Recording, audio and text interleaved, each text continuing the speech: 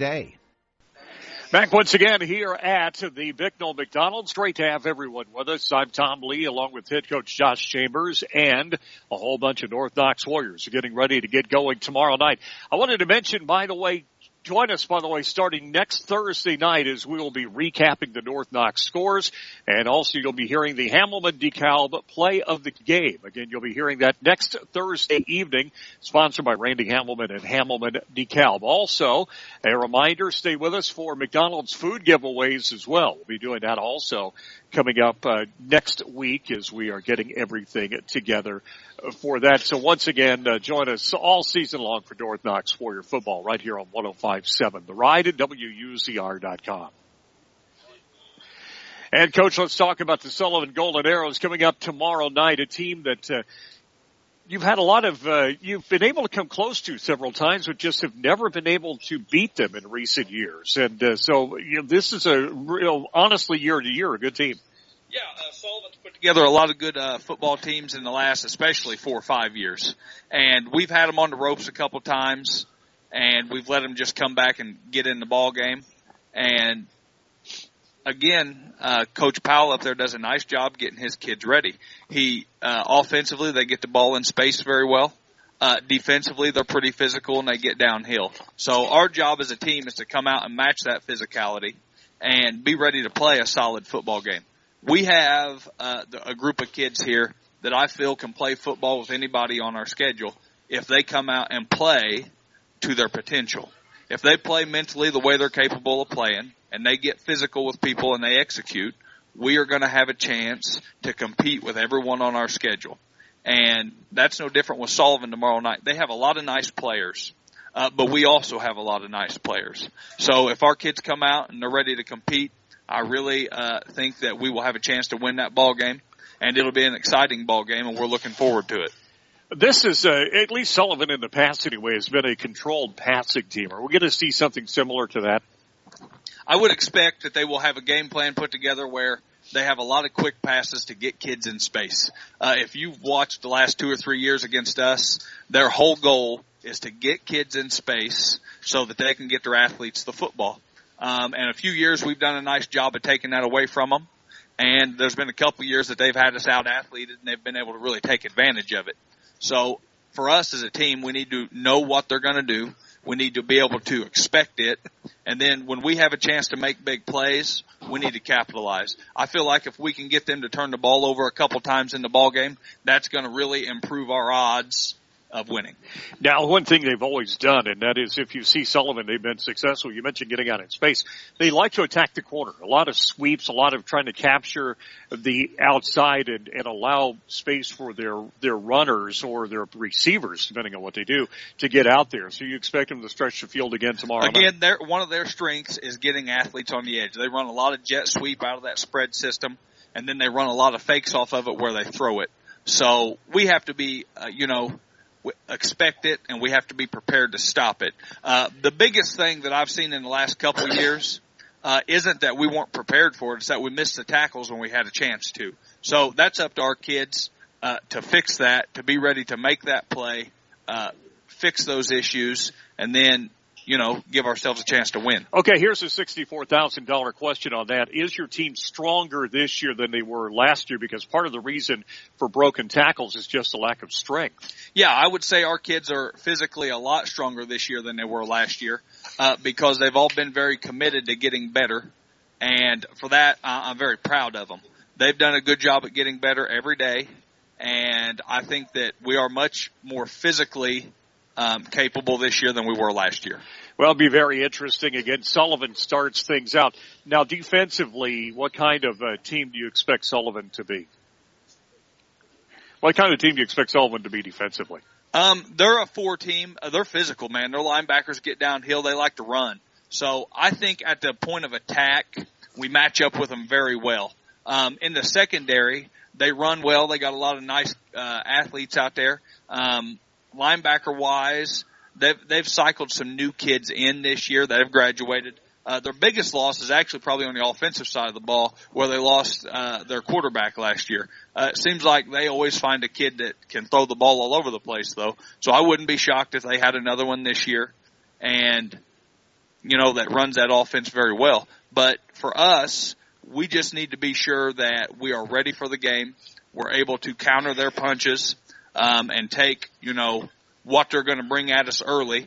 And then as we get more into the game, turn that into successes on our part. And 7 o'clock to start time, by the way, tomorrow night from Sportland Field. That'll be right here on 105.7 The Ride and WUZR.com. I want to talk about the schedule overall.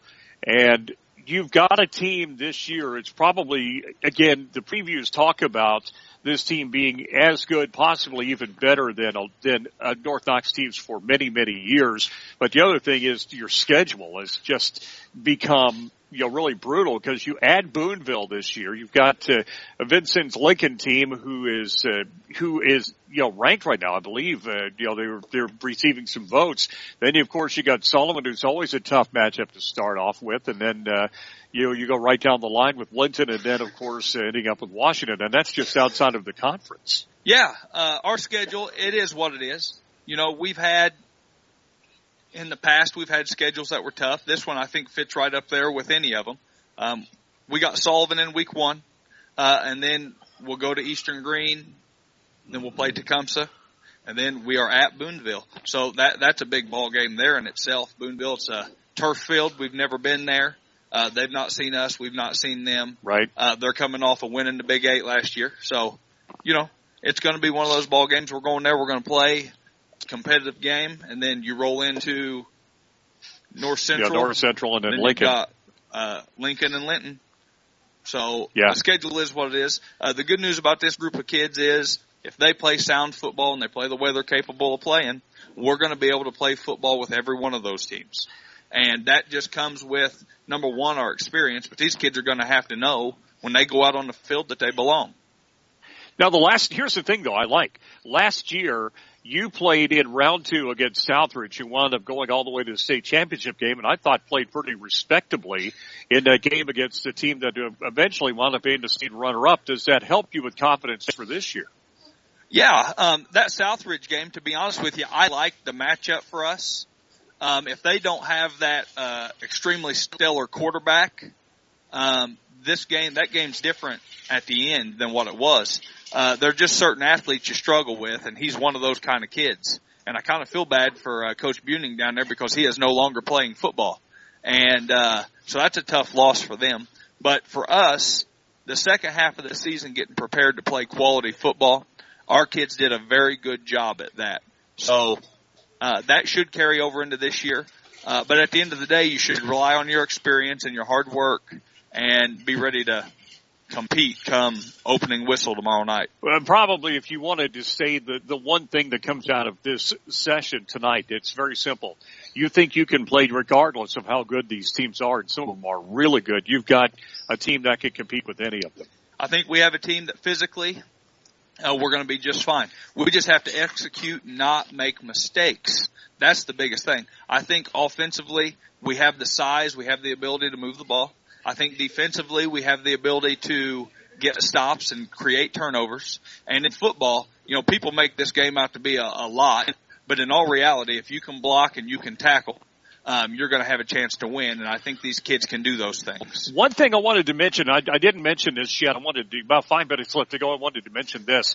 You actually have a kicking game this year. A place kicking game, but we'll get to that in just a second. I want to start off though with punting and Troy Nolan, who just comes off of a great year last year. Yeah, Troy as a punter, I think he might hold most of our school records for punting distance and punting average. He is a kid that we didn't even know could punt. We just kind of had open tryouts when he was a sophomore, and he came in there and he kicked the ball very well. So we really like that part of our game, not to mention athletically he makes for a very good safety on the punt coverage team. It would be very hard to return one against us because Troy can run you down. So that's going to be a good part of our ball game. We like the way he kicks off, good distance on that. So it'll help us flip in the field in most situations. How about the kicking game? Holtman Dodds, it looks like, is going to be stepping in to be the extra point kicker, possibly field goals. Yeah, Holtman, he's looked pretty good so far. Still a little rough early, or raw, I'll say. But he has the ability to kick those and make them. And we're looking forward to that part of the football game. One more question. You talk about longer field goals, and I'm going to throw this out. I don't know if it's an option, but I'm going to throw it out anyway. Dylan Wolf has a really good leg from distance. Could it be a possibility we could see him come out and try maybe some longer field goals if needed? Maybe. I won't make any guarantees there. We're sticking right now to making PATs at a regular notice, and once we start to get better at that, we'll travel back a little further. Well, Coach, we've got about 3 minutes left to go, and I wanted to go ahead and mention that, again, I wanted to talk to you about this because he was a major part of your program. He's also a major part of the broadcast team. The last 2 years, Jim Beery had stepped in and been my color commentator, and he also worked with you as far as with your staff and kind of a spiritual advisor to the team as well. Of course, we lost him back in May, and I want you to mention, I can see you getting emotional right now. I want you to mention what Jim Beery meant to you. Jim was a great man. He coached me. He was a part of the staff when I played football. Of course, he spent a lot of years as North Knox's head coach, and he's always been around, a longtime teacher, retired from North Knox. Matter of fact, I live about a mile from where his house is at. So Jim's been a wonderful man for us. He's always been one of those top-notch guys you could talk to about anything.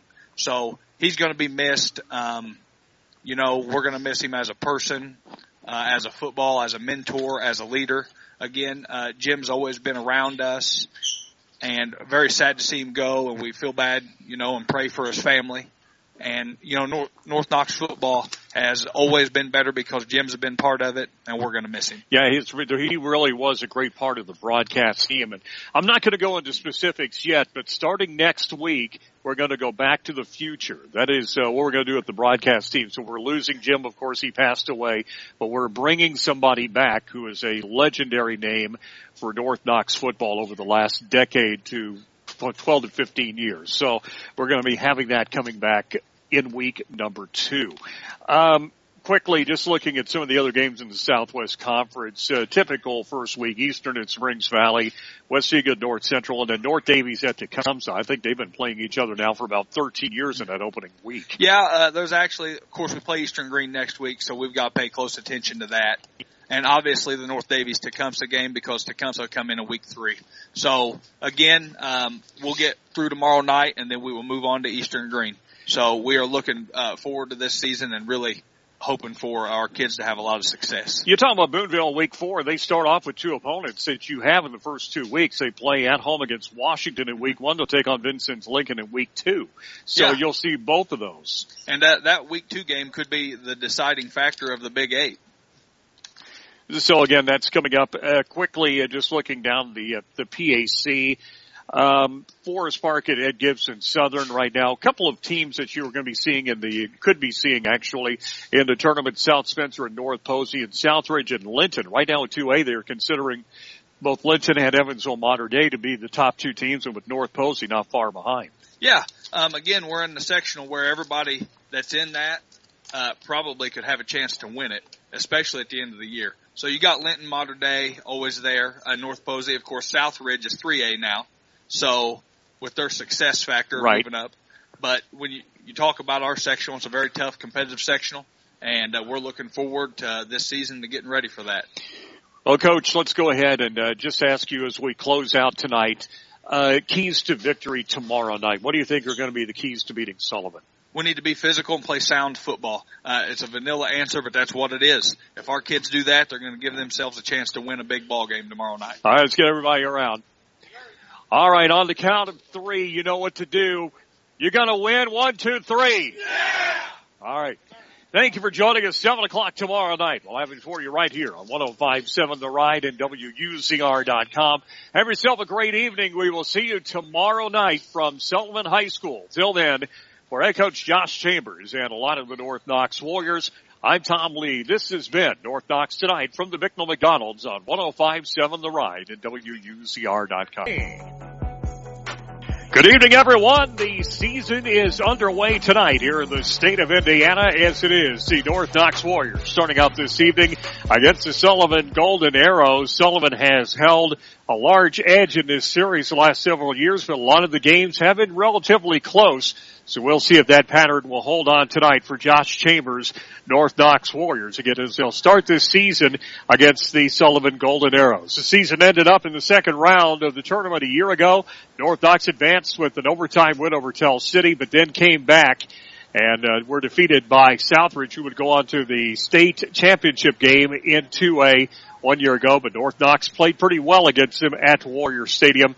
But again, Southridge wound up winning that one and went on to the state championship game back a year ago, back in 2018. We'll be back with the starting lineups, and we'll also be back with our Duesenberg Frederick Funeral Home game plan. It's all coming up after this 2-minute break. We're back in 2 minutes. You're listening to North Knox Warrior Football right here on 105.7 The Ride and WUZR.com. Save up to 40% every day on your groceries. Amazing quality, fantastic prices, satisfaction guaranteed, or 100% money back. Fresh meat is cut in-store daily, and special orders on meat are available. Now at Save A Lot, fresh ground beef is $1.79 a pound, and fresh boneless pork loin is $1.69 a pound. Also, 16-ounce packages of Bar S bologna in assorted varieties are 79 cents each, and 24 packs of purified drinking water are only $1.99. Shop and save at your Vincent Save A Lot, where bananas are 39 cents a pound every day.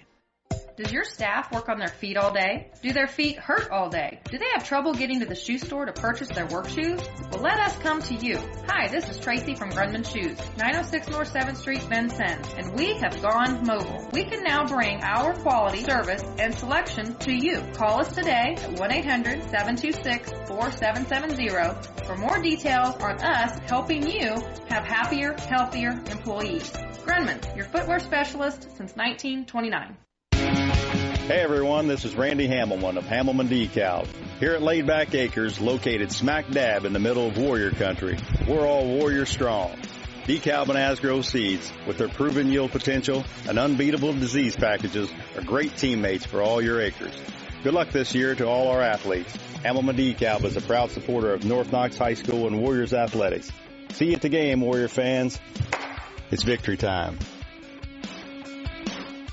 Irrigation is not one size fits all. Turn to the irrigation professionals at Ileana Irrigation, your local Reinke dealer, for the customized irrigation solution you need to improve your yields and increase your profits. With various pipe choices, sizes, and span lengths at their disposal, Ileana Irrigation can design, install, and service a durable Reinke pivot to fit any field and any budget. Call Ileana Irrigation today to learn how a customized Reinke irrigation system can benefit your farming operation. Reinke, more right than rain, and Ileana Irrigation, your local irrigation experts. Back once again here at Sportland Field as we are about set now for the playing of our national anthem. Ladies and gentlemen, welcome to Sportland Field for tonight's opening matchup of your home Golden Arrows. We're about set for the North Knox Warriors. Presentation of the national anthem here in just a second. As soon as you hear the PA announcer get us ready for the national anthem. Remove your hats for the playing of our national anthem.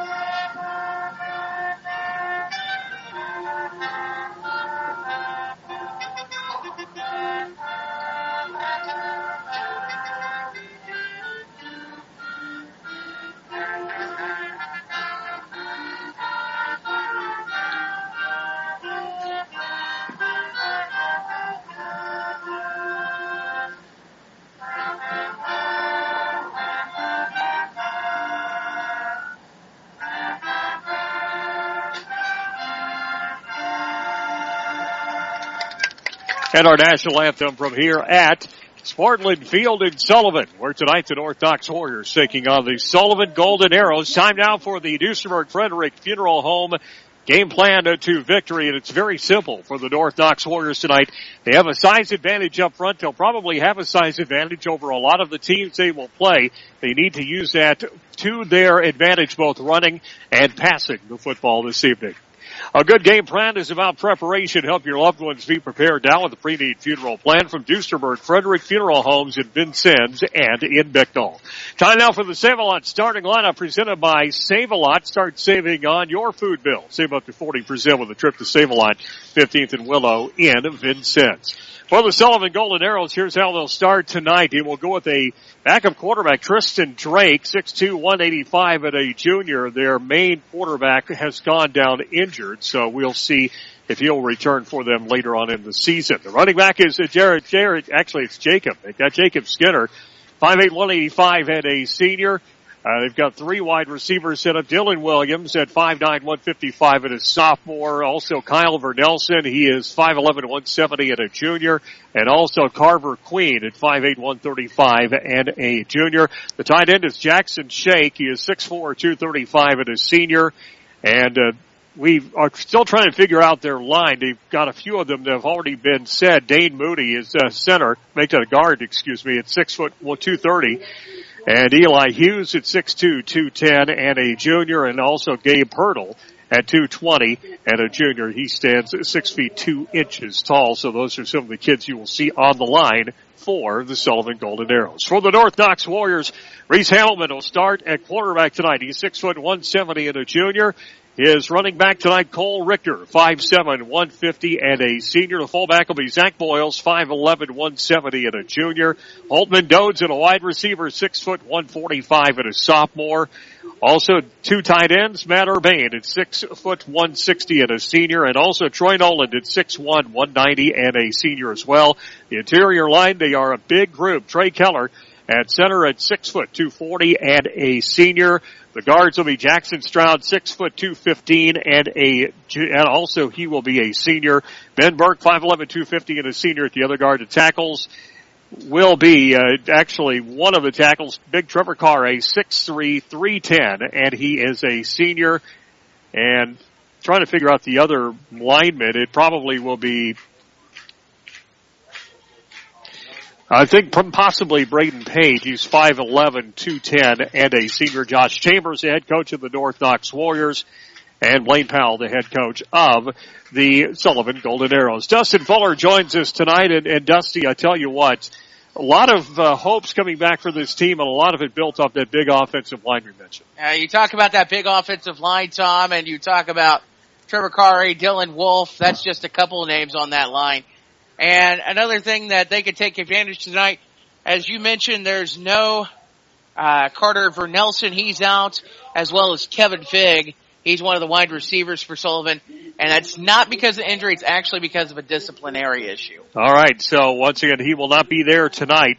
And so we'll have to see what happens in this game. Plus, we'll be seeing some other players more than likely as we go on through the game this evening, getting ready for these two teams. And as we mentioned earlier, a couple of players from Sullivan out for tonight's game. Talk about North Knox, you talk about a brutal schedule. I mean, this is probably as tough a schedule as I have seen. I've been around North Knox football now for, since 1996. So what would that be? Probably 23 years. This is one of the bigger lines that I've seen. Not the biggest, but one of the biggest lines that North Knox has had. I can think of some guys back in my time that would maybe qualify as a big line, but not the biggest line maybe. And I go back to the Tyler Gilmore days on that line. Also, you had Theron Parker, who came back from Alabama for part of the senior season.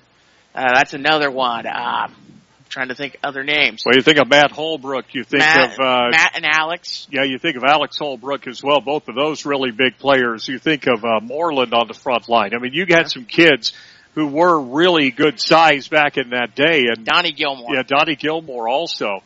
And so you had some kids who really had some size, and this line is reminiscent of them. And honestly, to be truthful, I think this team may have better skill positions than those teams have.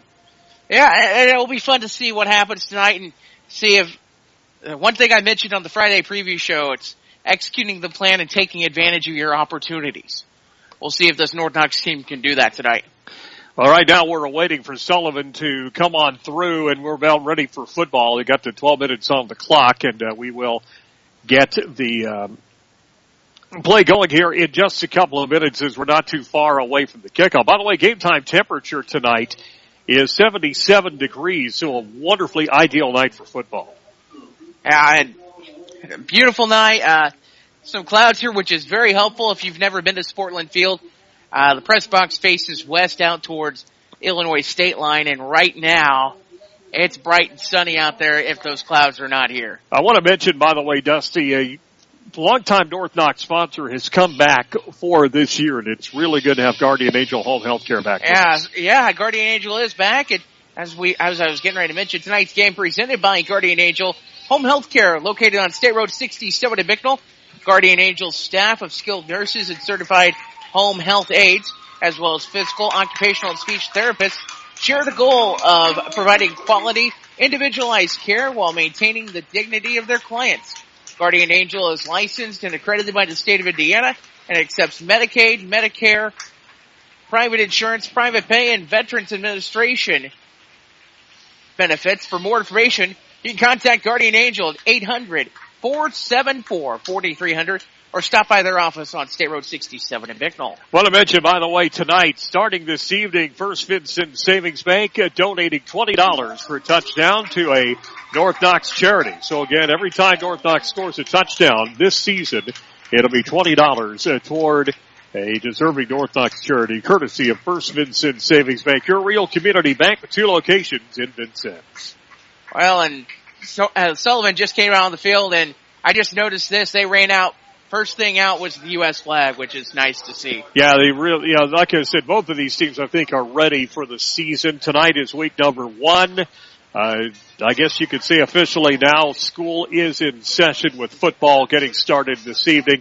First of 9 regular season games and at least 1 and hopefully more tournament games coming up at the end of the season. Dusty, it should be a great year. Should be a great year, and lots of great games tonight. Looking around, if you look at the schedule things, one big game that kind of keep an eyes on up here is Linton and Southridge. That's a big game going on tonight. We talked about Mount Vernon and Heritage Hills earlier. The question is Mount Vernon turning the corner, or is Heritage Hills going to continue to be as dominant as they have been throughout the years, going back to the Jay Cutler days? Yeah, they're going back to 1998, 1999. Right now, the 2 teams are in the middle of the field.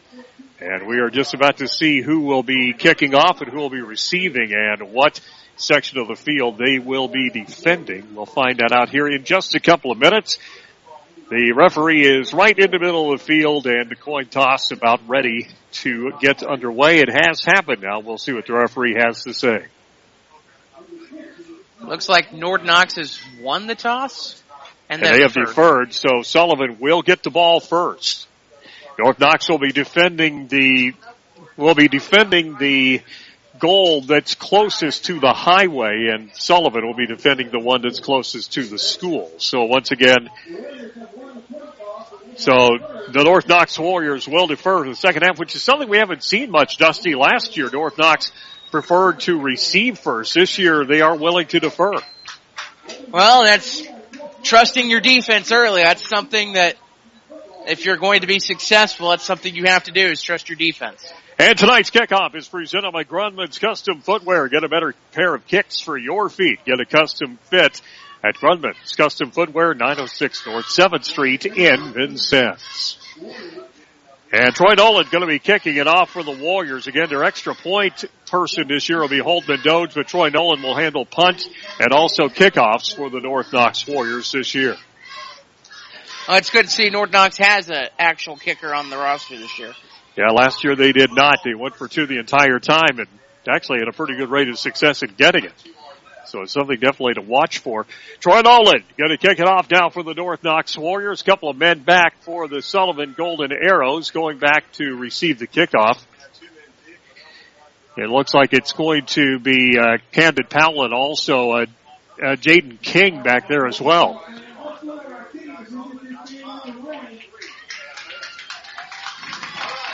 So the kick coming.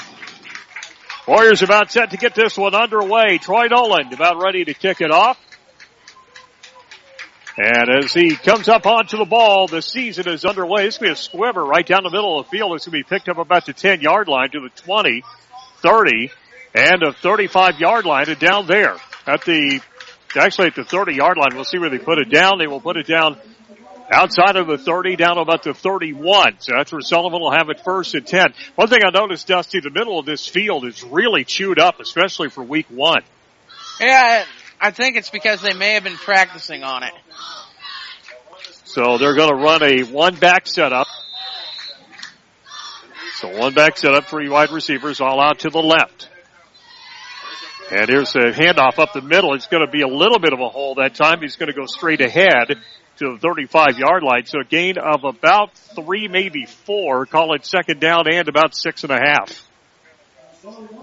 So I run that time out of Carver, actually out of Jacob Skinner. So Skinner gets that one. Warriors in white uniforms, black letters and numerals trimmed in red. Sullivan, home purple and gold letters and numerals also trimmed in white. Here's a hand up. He's going to look outside. He's going to try to find some room. He does. Gets outside. Jack to the line of scrimmage and no more than that. Big tackle that time by the Warriors. Looks like coming up on that tackle that time was Reese Hamelman coming off his quarterback spot. He didn't get maybe a yard of that, 3rd and 5. So decision time coming up now for quarterback Tristan Drake. So Tristan Drake on 3rd down at about 5. The ball sitting up about the 37-yard line. Here's Drake. One back behind 3 wide receivers out left. Drake going to hand it off up the middle. Not that time.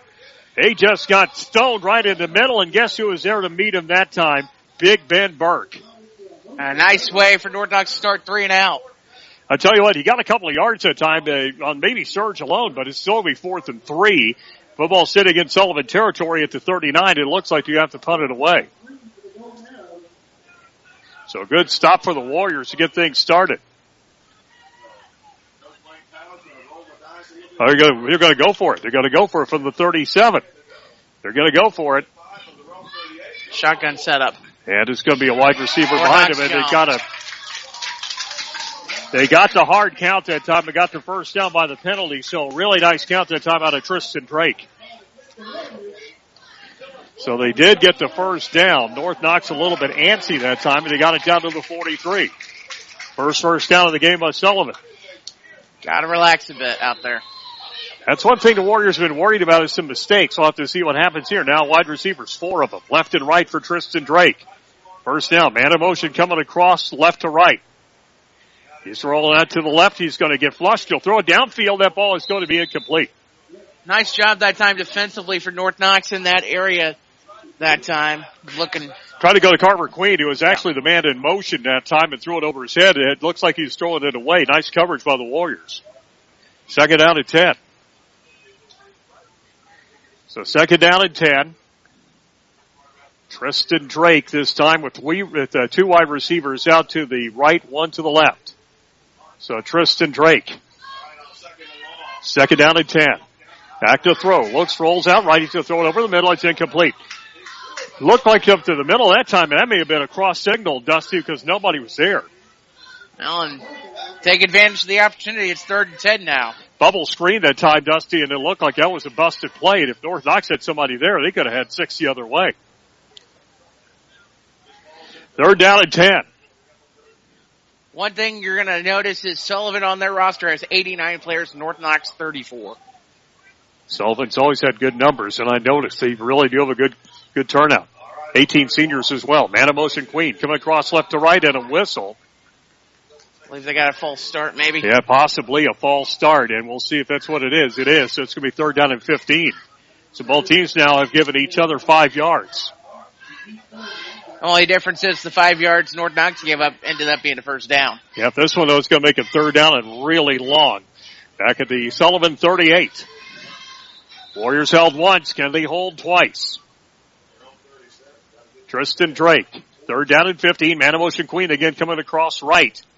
Now here's Drake looking back. He's going to get hit. That time he fumbles the football. It's going to be covered by the Sullivan Arrows and all the way back at the 30-yard line. What a great blitz coming right at the middle that time, and I believe is Ethan Hay. So great job, Dusty, by, I believe, Ethan Haig coming through and getting that. It looked like he came untouched. He really did. He came right through the line, and boy, that was just a really, really nice play. Jackson Shake going to kick it away. One man back for the Warriors at the 30-yard line, and that's going to be Holtman Dodes. Let's see if North Knox can keep from jumping this time. So very impressive defensive start for the Warriors. Shake gets a good snap. He'll kick it away.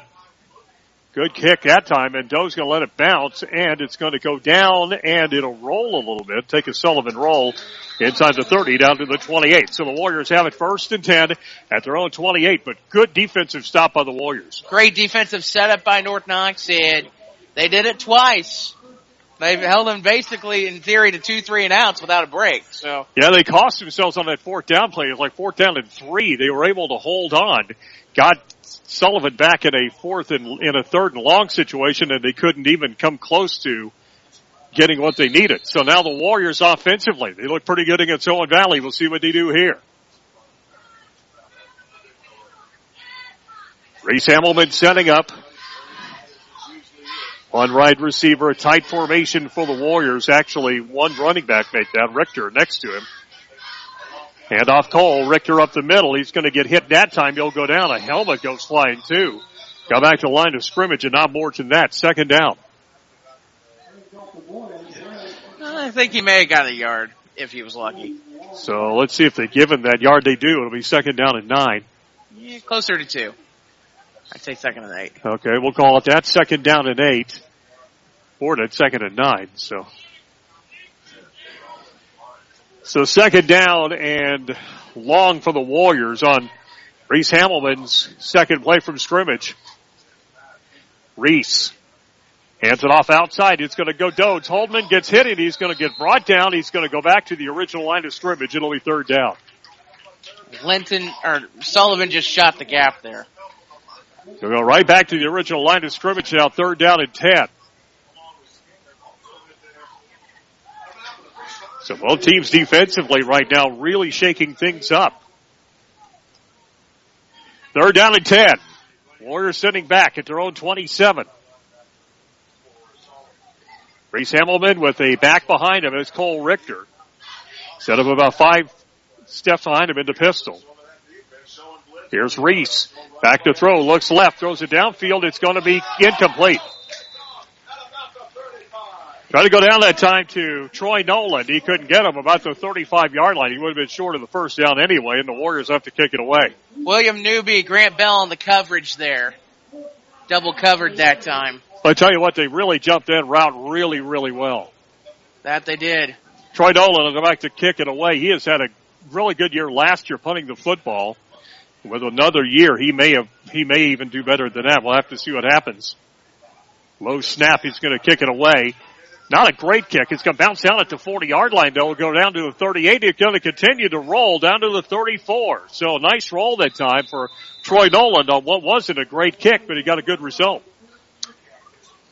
Got a lucky bounce, and the Sullivan Arrows will start practically where they started the first time. Yeah, it's pretty much the same thing. So at the 34 of Sullivan, Arrows will have it 1st and 10. So neither team doing much on their first offensive possession. Tristan Drake going to go back, and Jacob Skidder are going to be next to him in that spread format.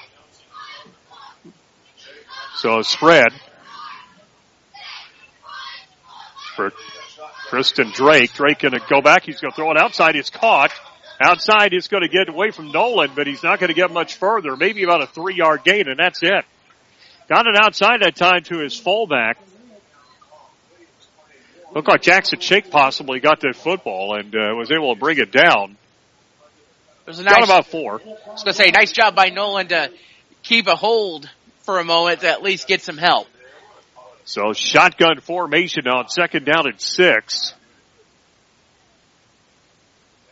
Drake going to hand it up the middle. He's going to get hit, and he's going to go down for a 1st down. He's able to squeeze through down to about the 49-yard line. So 1st and 10, 2nd 1st down for the Arrows as So they're able to get it through that time, I believe, to Skinner. He's able to get some good yardage. Just got to squirt his way through. Down about to 46, actually. That's 11, 1st and 10. So at the 46-yard line, 1st and 10.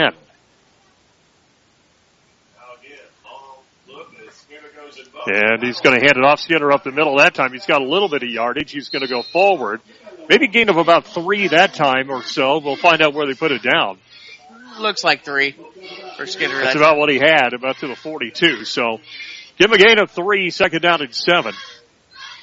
We're already seeing a little bit of the difference between an 89-player roster against a 34-player roster. So Tristan Drake, shotgun with two running backs beside him, wide receivers out both sides again. Now a handoff up the middle. That's not going to happen. He went straight ahead that time and just got pounded right up the middle of the field. That was Kenton Williams. So Kenton Williams gets knocked down by Ben Burke. They lost a yard. Dusty is 3rd down and 7. Whole host of Warriors on that play making that stop. Tell you what, though, that kid Williams, 6'2", 225, and you could tell it coming through that line, but the Warriors have some pretty good offensive line size themselves. It's 3rd down and 7. Tristan Drake. Second with shotgun about 7 yards back. Drake. Back to throw again. Steps up. He's going to throw it long downfield. He's got a man open, and it is caught down about the 20-yard line. Able to beat Zach Boyles that time as he's able to get the ball down to Grant Bell, and a big 1st down now for the Arrows as they get the ball down to the 20-yard line, 1st and 10. Yeah, it looked like there may have been a little push, but the official didn't call it there. So it's 1st down for Sullivan, and the Arrows back in business and making a big 3rd down conversion there. Yeah, Drake's got the football actually up, make it to 25, so he'll put it down actually to 24. Drake back to throw again. He looks, he fires it over the middle. It's going to be caught right in front of the defender that time. That's Reese Hamelman who made the tackle. He threw it right up the middle, a little square in pattern that time to Kyle Matsky. It looks like to Kyle Maxey. He was able to get it down maybe a little bit short, 2nd and 1. Sullivan's just knocking on the door again. In the red zone now, back at the 10-yard line. Here's Tristan Drake. Drake is going to hand it off. No, he's going to throw it up the middle. It's going to be a very short game, but he may have gotten enough for the 1st down. It's going to be close. Inside the 10-yard line, down to close to the 9. We'll see how he got the 1st down. So, 4th 1st down now for the Arrows. So 1st and goal for the Arrows now on their 2nd possession. Inside the 10-yard line, down to the 9. So Tristan Drake with Queen off to his left. Actually, make that to his right. Drake. He's going to hand it off at the middle. Queen, he's going to go outside. He's going to go toward the end zone to get in. Touchdown. Nice job by Jake Skinner finding the holes to get through. Actually, it was Jake Skinner. My apology. You are correct. Jacob Skinner gets the first touchdown of the game from 9 yards out. But the thing is, that time, Dusty, he got through North Knox's line pretty much untouched. Well, the linemen up front were making holes for him. So, the linemen for Sullivan doing their job. You're going to hear this throughout. Fatigue is going to become a factor. So the extra point going to come, and the extra point actually looks like they're going for 2. They are. So they're going to go for 2 with Queen back there. He's going to go back to throw. He looks, he fires over the middle, and it's caught. So the pass for the 2-point conversion is successful. And the Sullivan Golden Arrows lead it now by an 8-0 score over the North Knox Warriors. We're back after this 30-second break. You're listening to North Knox Warrior football right here on 105.7 The Ride. WUZR Bicknell Vincennes, WUZR.com. A well-known Bicknell dentist is back and ready to serve you. Dr. Stephen K. Williams is accepting new and return patients at his office on State Road 67 in Bicknell. Dr. Williams wants to help you have your best smile. With decades of experience, he will help you just like he's helped me. I'm proud to call Dr. Stephen Williams my dentist and hope you will too. Dr. Stephen Williams back in Bicknell and waiting to serve you. Call 812-735-2020. Sullivan about ready to kick it away. Big play in that drive, Dusty. A huge pass up the middle to about the 20-yard line. He caught it right in front of a North Knox defender, and they really set him up. Yeah, it was a nice catch by Grant Bell. Big gainer there, and then Jake Skinner finding his way through the line untouched to get points on the board to start off for the Arrows. So the Warriors going to get the kickoff for the first time. Back will be Troy Noland, and also back for the Warriors as well as Cole Richter. So the kick is going to go off the right side over the head of Noland. It's going to go into the end zone, and the Warriors will get it at the 20-yard line. Probably a good idea to let that thing bounce a little bit. Yeah, it bounced down and took a big Sullivan roll down about the kick was up to the 15-yard line, and it went into the end zone head over tail, and the Warriors will have it at the 20, 1st and 10.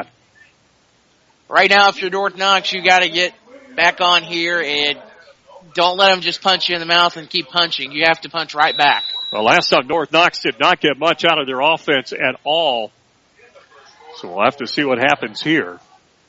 I think that was part of the contribution to why Sullivan's up now. Sullivan got to give their defense a rest early. North Knox did not.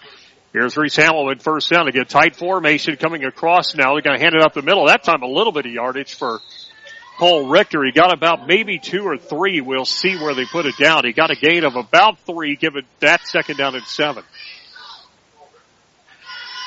So found a little bit of a crack that time and went straight forward, 2nd down and 7.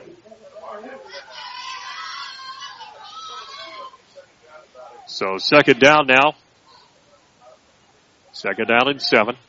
Reese Hamilton again with the tight formation. Hamilton hands it off middle. It's going to be Holtman Doge. He's going to go forward down to about the 27, maybe the 28. Got about 4 on that one. So it'll be 3rd down for the Warriors now. 3rd down and about 3. This is where you got to get that first down here. Otherwise, you're going to give them another chance to punch you right in the mouth. So Holtman Doge on 3rd down and 3. He took that last one for a gain of 4. So we'll see what they do. Again, a tight formation. The North Knox hallmark the last several years. Here's Reese Hamilton up the middle. It's going to be Holtman Doge. He's going to get hit. He's brought down. And you see where they put it. It may be just short. I think he's short here, Tom. We'll see where they spot it. It looked like he is about a yard short. And he is about actually less than that, about half a yard. About half a yard short right now at 4th down. Credit Sullivan for being up ready to go on that play. Warriors rolled the dice last time. They're going to actually, Sullivan did and it worked. Now North Knox going to try it. Tight play for the Warriors, 4th down. Reese Hamilton. Hands off up the middle. It's going to be a first down. Got it. Cole Richter didn't get a lot, but he got enough. He got about 3. Warriors get their first down of the game and move the chains. Well, the key thing they're doing here is they're giving their defense a little bit of a breather by that first down. I tell you what, the inside run, that's the North Knox has done with the exception of one pass. It's all been inside running. Yeah, it's hard to believe we're at 2:15 in this first quarter already. Warriors going to start to spread it out a little bit now. Blake Long running out to the right. Here's Reese Hamilton. Man behind him is Cole Richter. He's going to hand it off to Cole. Draw play up the middle. He's going to get hit that time, and he's not going to go anywhere. Tried to split out that time and try a draw play, but nothing doing that time. No gain. 2nd down. I think Sullivan's smelling run right now, so North Knox might want to think a different way of getting the ball down the field. So they're still running inside. They've run inside the entire game so far. 1:39 left to go in the first period. Sullivan leading at 8-0. 2nd down for the Warriors. 2nd down and 10. Reese Hamilton. Cole Richter next to him. Richter taking over from Gavin Doan, who was quarterback a year ago. Here's Reese Hamilton. Reese hands it off up the middle, and he's going to keep it himself. He's got a little bit of yardage. He's going to get hit and brought down right at the 35. So a gain of about 3 that time. It'll be 3rd down and 7. Carter Queen on that stop for Sullivan. So give him a gain of 3, 3rd down. So Reese Hamilton able to fake everybody out except for Queen coming up from that secondary spot, made the tackle. It'll be 3rd down and 7. Third and medium, probably an area you pass if you get that option. Well, we'll see what happens here. Cole Richter.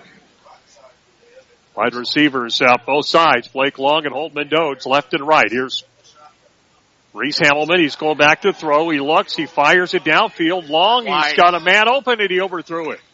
Had a man open that time by about 2 steps. That was Troy Nolan, but just threw it a little bit over his head. It'll be 4th down. The Warriors be forced to kick. It was a nice idea, and he had the deep ball. It was only to where Nolan could get it, so it's a good thing that it was a little long there, and you don't like 4th down necessarily, but it's not a turnover. I tell you what, Nolan had a step on his defender that time, but just Reese Hamelman threw it just a little bit too much air under it. So Nolan now will kick it away. One man back for Sullivan. Man back for Sullivan. This will be Vernelson. Kyle Vernelson. He kicks that one. Got a good punt, high one that time. It's just fumbled. It's fumbled. Did the Warriors get it? No, he got it, but he got knocked down all the way back. At the 15-yard line. Actually make that to 20. So at the 20-yard line, the Arrows will have it 1st and 10. So Dusty dropped it that time, and he got dropped, I believe, by Matt Urbane. Yeah, and Matt Urbane could have gotten to that ball almost. And that would have been a big turning point here in this game if North Knox could have got into that red zone. So the ball will be up at the, actually 21-yard line. That's where he went down. 1st down, he 10 it to 21. He had the ball about the 30-35 and lost all that yardage. Trista Drake at quarterback. Drake back to throw, looking. He's going to go long downfield again. He's got a man open. He got it right there, and it's going to be a touchdown. Right down the sideline, he's going to go in for the score. We were told before the game Kyle Vernelson was going to be a main man that Sullivan goes to. 80 yards and a cloud of dust, and it's 14-0 PAT pending. So Sullivan scores that one with 9.2 seconds left to go in the first quarter of play, and Kyle Vernelson gets an 80-yard touchdown pass from Tristan Drake. And the Sullivan Golden Arrows now get the second score of the game. So they're going to try for... Hope TV cameras caught that one. I know there are two down there. Looks like they're going for 2, and Caleb Queen, or Carver Queen make that. Carver Queen going to try for this 2-point conversion. Changing that formation. Now they're going to go for the extra point single. Giuseppe Leone going to go for the extra point, the freshman. He gets it up in the air, and the kick looks like it is good, and it is. Freshman kicker for Sullivan. So his first point for the Sullivan Golden Arrows as they lead it now by 15-0 score.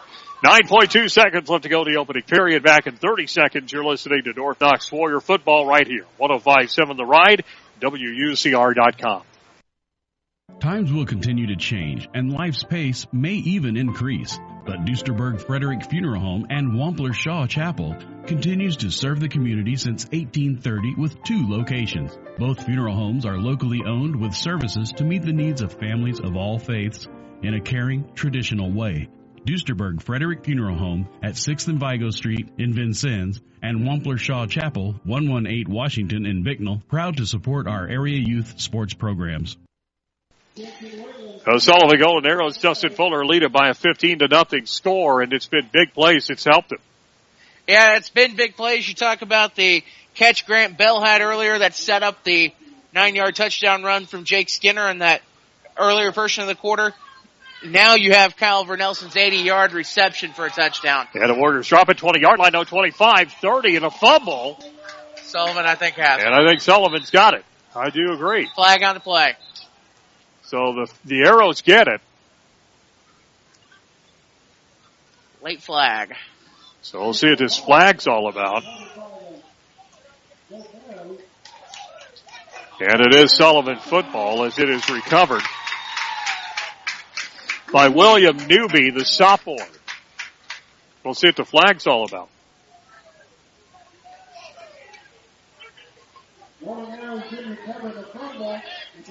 So they will get it in North Knox territory inside the 30-yard line.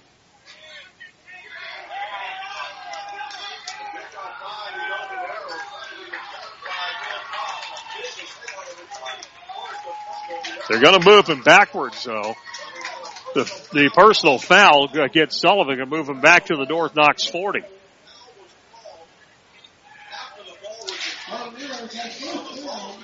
So the ball will be down at the 40-yard line of North Knox. That's what we'll have it first and 10. 15-0 already. Sullivan leading it and back in North Knox territory on a short field. This is not what North Knox needed. So Tristan Drake with Jacob Skinner beside him, first and 10. Drake back to throw. He looks. He fires over the middle. It's going to be caught up the middle for Nelson, and he's going to go down inside the 30-yard line at the 28. So that is the 5th first down for Sullivan. And that will end the first quarter, Tom. That is it for one period of play. 15-0 Sullivan leads it after 1 second quarter and 1 minute. You're listening to North Knox Warrior Football right here on 105.7 The Ride at WUZR.com. Post frame buildings continue to pop up all over the area. And at Graver Post Buildings, they've been putting up buildings for over 40 years. Garages, pole barns, storage buildings, workshops, apartments, even indoor basketball courts, and some of the most attractive commercial buildings in the state. Every job is specific and unique to your wants and your needs. Graver Post also has packages for contractors and do-it-yourselfers. So for your next building or roofing project, call for a free quote at Graver Post, 800-264-5013. Have a shoulder or knee bothering you? Hurting when you exercise or participate in sports? Painful when you're on the job or working around the house? Many shoulder and knee problems are treated with simple rehab. But when surgery is necessary, Dr. Terry Fenwick provides the latest outpatient arthroscopic techniques to reduce pain and recovery time so you can return to your work and activities faster. Don't let shoulder or knee pain get you down any longer. See Dr. Fenwick, a leader in sports medicine. Get answers, get results, get Quest Orthopedics on Willow Street in Vincennes.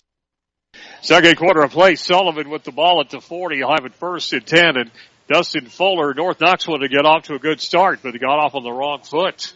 Well, and I've mentioned a few times in this already, it's going to be a war of attrition, 89 versus 34. Now, what's that mean? 89 players on the Sullivan roster and 34 on the North Knox side. And right now, Sullivan is being the big bad bully on the block because of that advantage. Well, they got it right now at their own 40, at the North Knox 40-yard line. That's what we'll have it down. First down and 10, actually inside of the 40, down to about the 23. So 17 yards on that last play. So at the 23-yard line, it'll be first and 10. Here's Tristan Drake. Low snap, he's going to keep it himself. He's going to look outside. He's going to run. He's going to get hit that time by Matt Urbane. He'll go down after about a 3-yard gain. It'll be second down. Looked like he was looking for something. That time it was covered, so he just took off with it to his left, and Urbane there to bring him down. Got to give credit where it's due for Tristan Drake, the junior quarterback that's stepped into the role after Carter Vernelson's issues off the field. 2-yard gain. It'll be second down and 8.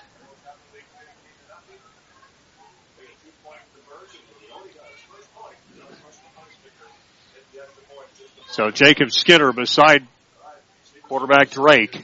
Wide receivers out left and right. Drake hands it off up the middle, draw play, and he's going to get hit that time and brought down. After a good gain, though, past the 20-yard line, looks like down to about the 19. We have a flag on the play. So we'll see what this flag's all about. It's going to be a hold on Sullivan. So that's a good yardage that time, and now's the reason why. 3 penalties, 30 yards now for the Arrows. That'll move him back now to be second down and 8. So actually, no more than that. It's going to be second down at about 14. So that play about 4 yards downfield. It'll be second down at 14. Let's see if North Knox can take advantage of the penalty here. 28-yard line. Drake looks back to throw. He looks. He's going to fire it long downfield again. And he falls down. Let's see if they're going to throw a flag. He wanted one. He didn't get it. Third down. I don't think he would have caught it either way. So that once again was Kyle Vernelson. He was double covered that time. He wanted a flag, but I don't know if it was incidental trip or what. He went down. I don't think he would have got it either way, though. There's a flag in the backfield anyway against Sullivan. They're going to mark out 10 more. I'd almost decline the penalty here. Second down about 24. It's another 10-yard penalty, 4 for 40 yards now. Sullivan marching backward. He lead 15-0. 11:01 left to go in the first half of play.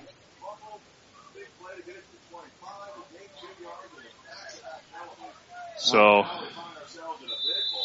Tristan Drake now wide receivers out. It looks like 3 of them to the right, 1 to the left, and 1 to the left is Jackson Shake.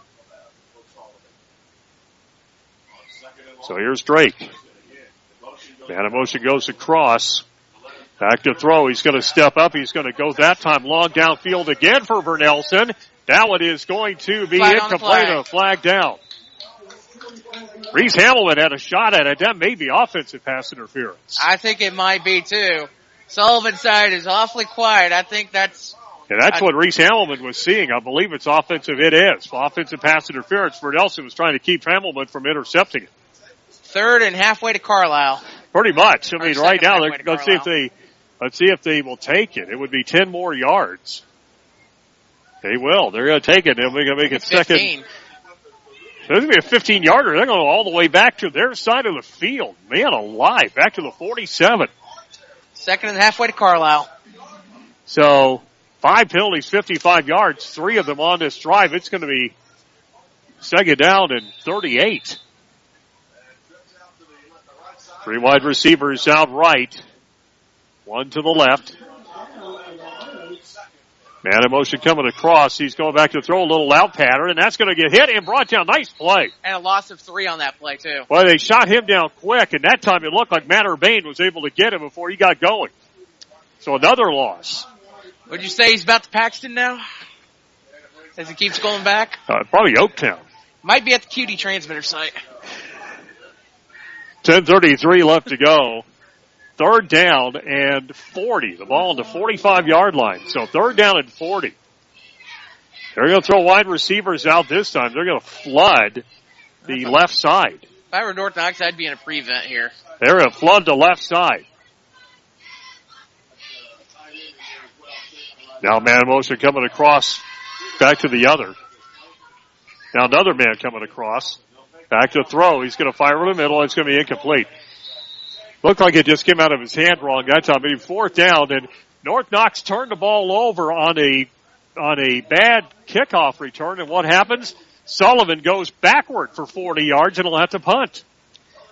And a lot of that's penalty yardage, but some plays on the North Knox D side of things also help with the cause. It looks like they're getting a little bit better as far as defensively. That time they did, like I said, a better job. Shake will kick it away now. Well, and another thing, too, we had that quarter break, which I think helped the defense. That's a high snap, and he's going to drop it, and he's going to pick it up. He's going to get hit and brought down at the 38-yard line. So not a turnover that time, Dustin Fuller, but as well it could have been. Technically a turnover on downs, but that's a big play. So it wasn't a true turnover, but the Warriors will treat it as such as they get the ball all the way back now at the Sullivan 34. So the Warriors now with a short field, 1st and 10. I think I might go ahead and give this. Go ahead. Our turnover is presented by Quest Orthopedics. Turn over your injury rehabilitation to Dr. Terry Fenwick at Quest Orthopedics. Get answers, get results, get Quest. And let's hope the Warriors have an answer here down at the Sullivan 34. They have not moved the ball well, though, so far. Reese Hamilton with it. Let's see if this gives him a little bit of momentum, though. Reese. Hands off Richter. Cole up the middle. Going to get hit after a couple of yard gain. He got past the 30-yard line down about to 29. So again, a very short gain that time. He got 2. It'll be 2nd down and 8.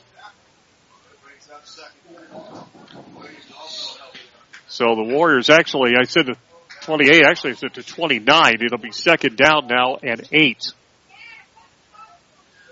So at the 29-yard line, 2nd down and 8. Clock continues to run. 9:30 left to go in the half. 15-0 Sullivan. Warriors so in Sullivan territory for the first time. So wide receivers, 2 of them out to the left. Here's Reese. Hamilton hands it off up the middle. Nice yardage time for Richter. He's going to get hit, spins away. He goes forward near the 1st down. Got very close to the 1st down. Let's see if they give it to him. It's going to be just short. It'll be 3rd down and short, about 3rd and 1. Yeah, call it 3rd and 2. Yeah, that's exactly right. So 3rd down and 2. So he picked up about 6 on that one. It's all about taking advantage of the opportunities you were given. Right now, North Knox trying to do that, and they need a 1st down here. So they got the ball down to about the 21-yard line. So 3rd down and 2. 4-down territory for the Warriors. 3rd down and 2 for Reese Hamelman. I wonder if they're going to try to go outside here. Holman Dotes comes across in motion, and a whistle, and somebody moved early, it looks like. Yep. So somebody moved early on the Warriors. That'll move them back 5. It'll be 3rd down and 7.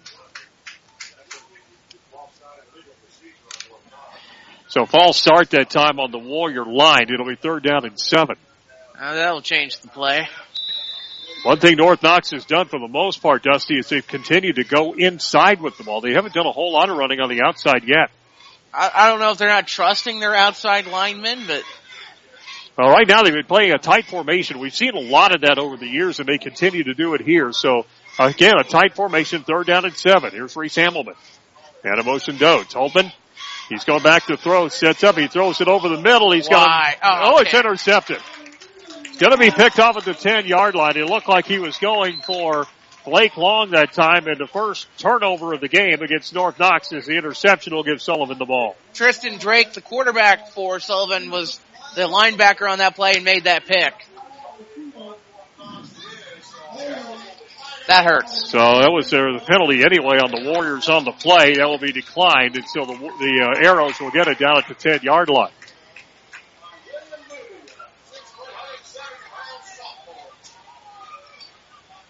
So the ball going to be spotted up about the 12-yard line. That's what we'll have it 1st and 10. Well, the good news for Sullivan is there's not going too much further backwards. So Sullivan will have it 1st and 10. So Tristan Drake back at quarterback once again. His featured back is Jacob Skinner next to him. Here's Drake. Drake claps a couple of times, gets a football, low snap. He's going to hand it off the middle. That time it'll flag down. Got it to about maybe a gain of 2 or 3 that time for Skinner, and that was it. We'll see what the flag's all about. Might have been, it was late. Could have either been a hold in that area or a face mask. Well, we'll find out right now. That was kind of in the area of the line. That's a chop block on Sullivan. That's an illegal chop block. That'll be half the distance. Put it back on the 6. So Sullivan continues to have the reverse light on the truck right now. Yeah, that's a good, I like that. That's exactly what they're doing. 61 yards so far in penalties for the Sullivan Golden Arrows. A lot of them here in the second quarter. After they took a 15-0 lead. 8:03 left to go in the half. Drake sitting in his end zone, the ball at the 6-yard line. Tristan Drake looking at his cards. Skinner off to his right. Claps the ball once. He's going to go back. He's going to move it up the middle and a couple of yards that time up to about the 10, but no more than that. It'll be 2nd down. So it'll be 2nd down and about 11. So got a gain of 5 that time. 2nd down and 11. So 2nd down and 11 that time for Drake. Skinner beside him. Tristan Drake claps the hands together. Man in motion coming across left. He'll look back to throw. He's going to roll out that direction. He's going to throw it long downfield. Trying to get a man, and he threw it out of bounds. It's caught by the head coach over there, I think. One of the guys with the headsets. It's 3rd down. That's a good hand. Nice throw, but he's got to be in the field of play, and he's got to be an actual player. Yeah, the coach had good hands. Sign him up to play in the big leagues. 3rd down now. 7:10 left to go in the first half of play. Clock stop. Warriors have got a chance now to force Sullivan to punt it again. North Knox trailing at 15-0. So 3rd down. 3rd down and 11. Because we know Sullivan can make you work it down the field, and they can also chuck it down the field. We'll see what they do here. He's going back to throw. He spins out. He's going to look to run it this time. He's going to run it outside to the 10-yard line. He goes down. Nice play on time by the Warriors and a good tackle by Troy Nolan. Nolan technically credited with a sack on that play. Yeah, he did catch him behind the line of scrimmage for a couple of yards, maybe a yard or 2. It'll be 4th down and about 13. He's lost 2 on that one. 4th and 13. Good play by Troy Nolan to hold his line on that. Yeah, I think we've said his name a lot tonight. Troy Nolan, one of the better players for the Warriors. They had a great year last year. Now they're going to kick it away. One man back about the 50-yard line. That's Holtman Dodds. Shake will kick it. Not a great kick. It's going to bounce down up to 40 and take a North Knox bounce. Back to the 31-yard line. So the Warriors again with a short field. Take advantage of your opportunities while you have them.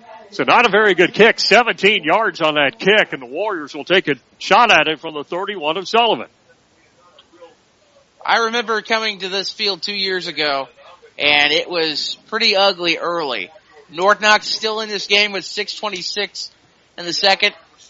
They've got to take advantage of those opportunities, though, to get right back in it. Ball's at the 33 of Sullivan. That's where they'll have it first down and 10. So Reese Hamelman at quarterback. Cole Richter and Zach Boyles, and again a very tight formation. It's like a little wedge there.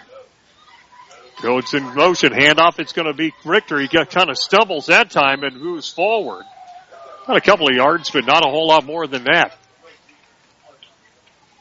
So the Arrows doing a really nice job that time, and we'll see what happens. And a whistle and a timeout can be taken, I do believe. Yes, timeout North Knox. So North Knox is going to take it, 6:14 left to go. It'll be a second down and 9, a gain of 1 that time, as the North Knox Warriors take their first timeout of this first half of play with 6:14 left to go. A reminder, every Thursday night you can join us to talk North Knox football from the Bicknell McDonald's. It's North Knox Tonight. That is live every Thursday night at 7 with yours truly and head coach Josh Chambers. It's North Knox Tonight, Thursday night starting at 7 right here on 105.7 The Ride. One reason North Knox is still in this game, penalties. I'll just point that out right now. Yeah, and I'm going to give you some statistical backup on that. 6 for 61 yards for Sullivan, 2 for 10 right now for the North Knox Warriors. But the one thing is, Dusty, we talked about this big line for North Knox, but right now Sullivan's doing a really nice job of standing them up, and Cole Richter, who in his defense is technically his first year as a featured back, really not getting much movement. But again, North Knox running everything inside. They are, and this may be something to look at. I don't know what they have in the book for outside running or trying to go to the air a little bit, but maybe something they need to look to, because that will then open up the inside lanes if you can get one of those two options going. Well, Reese Hamelman has not completed a pass to his own team yet. I believe he's 0 for 3 with 1 interception. So we'll see what happens this time. Again, the Warriors in that power setup. Second down now at about 8 at the inside Sullivan territory. Here's Hamelman. Reese hands it off up the middle. It's going to be a nice run that time for Cole Richter to the 20. He's going to go inside the 20 down to the 13. Good run by Cole Richter. Okay, Dustin, act as if you know nothing. They went up the middle that time, and weaving through is Cole Richter. He got some good blocks that time and got a really, really nice gain that time. A first down run all the way down to the 15 of Sullivan. Warriors in the red zone for the first time today. Time now to try to take advantage of that opportunity.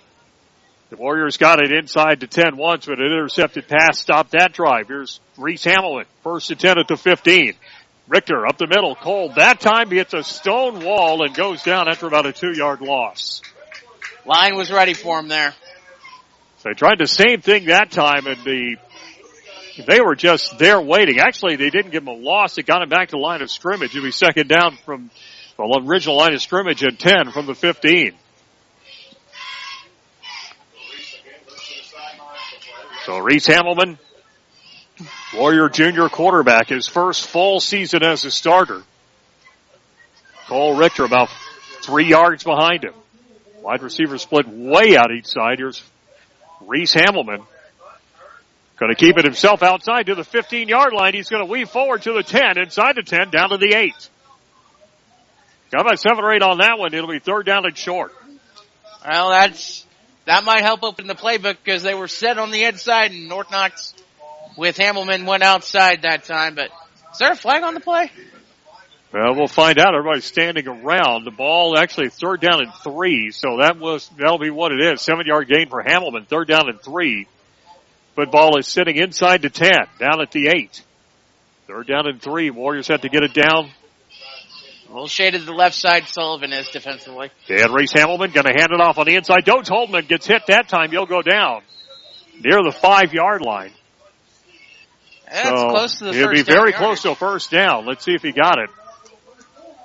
And did he get the first down? I believe they said he did, yes. He did. So first and goal, Warriors. That's their third first down, second of this drive. The Warriors trying to probably, Dusty, get a chance at cutting this lead in half. A reminder, every touchdown North Knox scores, that means it's a $20 donation from First Vincent Savings Bank to a local area North Knox charity. And it's a ball taken by Reese Hamilton, and he gets hit and brought down. No, he didn't either. He goes straight ahead. And he got in for the touchdown. Dusty, did you see who it was? Reese Hamilton. So Reese Hamilton gets in for the original Warrior touchdown. So just like that, Dustin Fuller, they take advantage of opportunity, and Reese Hamilton gets the first touchdown of the year for the North Knox Warriors. And let's see if North Knox is going for one or two, and that means First Vincent Savings Bank better start writing that check. So a $20 donation from First Vincent Savings Bank for the Warrior touchdown. They're going to go for two. They're going to go for two. Reese Hamilton, Cole Richter behind him. Hamilton going to keep it himself. He gets knocked out. Didn't even have a chance that time. That was just, there was no chance at all that time. He tried to run out of that, and just great play by Sullivan to come up and get him. So the Sullivan Golden Arrows lead at 15-6 as the Warriors get on the board. We're back after this 30-second break. You're listening to North Knox Warrior football right here on 105.7 The Ride at WUZR.com. This is John at Yoakum Chrysler Dodge Jeep Ram Fiat, and we are on the end of our summer clearance event going on now through August. What better way to start the new school year than driving up in a new car? These deals are crazy, and the savings up to $13,000 on a new Ram 1500. Or you take advantage of 0% financing for 72 months on several of our Jeep models. Also, check out our selection of over 100 pre-owned vehicles. The deals are now at Yoakum Chrysler Dodge Jeep Ram Fiat, just off Hart Street, next to Kohl's and Vincennes. By the way, the touchdown, another $20 to local charities from your real community bank, First Vincent Savings Bank, with 2 locations in Vincennes. Warriors going to kick it away. They're expecting a short kick. Last couple of times, Troy Nolan has squibbed it. And it looks like they're going to try to see if he's going to do it again. So Nolan going to kick it is. It's going to be a squibber. It's going to be an onside kick. It looks like it. The Warriors may have got it. If it's a flag's down, it may have gone out of bounds first. He put an onside kick over there, and it looked like he may have kicked it out of bounds before it was recovered. So Sullivan will have it, and it looks like they'll have it at the 40-yard line. So that was a really nice play at time by the Warriors, Dusty, but they just couldn't quite get over there in time. About a half second too late that time. Because the Warriors had it covered. Yeah. Too bad that it had to be just a half second late. It could have been a half second early, too. So they tried for the onside kick. It just kind of trickled out of bounds before the Warrior player, I couldn't tell it was on the edge, was able to get there. Arrows get it at the 40. Here's Tristan Drake. The receivers to the left. Drake looking. He's going to look out to throw left. Instead over the middle, caught in the bubble screen, but not anything happened at that time. About a 3-yard gain. Drake over the middle that time to Drake Bell. And got about 2, and that's it. Trying to go right against the North Knox center, and boy, that's a tough place to go. Yeah, North Knox had that set that time defensively in the linebacking core. Brings up 2nd and 8 from the 42. So Tristan Drake with a man out next to him. That's Dylan Williams this time next to him. Drake trips right side. He's going to look to throw that way. He's going to throw it over the middle. It's going to be almost intercepted. Holtman Dotes had that ball dead to rights that time. Dusty had dropped it. And he knew he should have had it too. As he pounds his fist into the turf. Yeah, that was dead to rights of Holtman Dotes. He read it perfectly, just couldn't bring it down. And I had that quest read ready for him. They're down at 8. Dusty chomping at the bit for that quest read, I'm telling you. 3rd down at 8. Reading's fundamental, Tom. Yeah, I tell you. That's why you have to take the I-read in 3rd grade. Well, I tell you what, it's going to be another chance for the Arrows. They got it 3rd and 8 at the 42-yard line.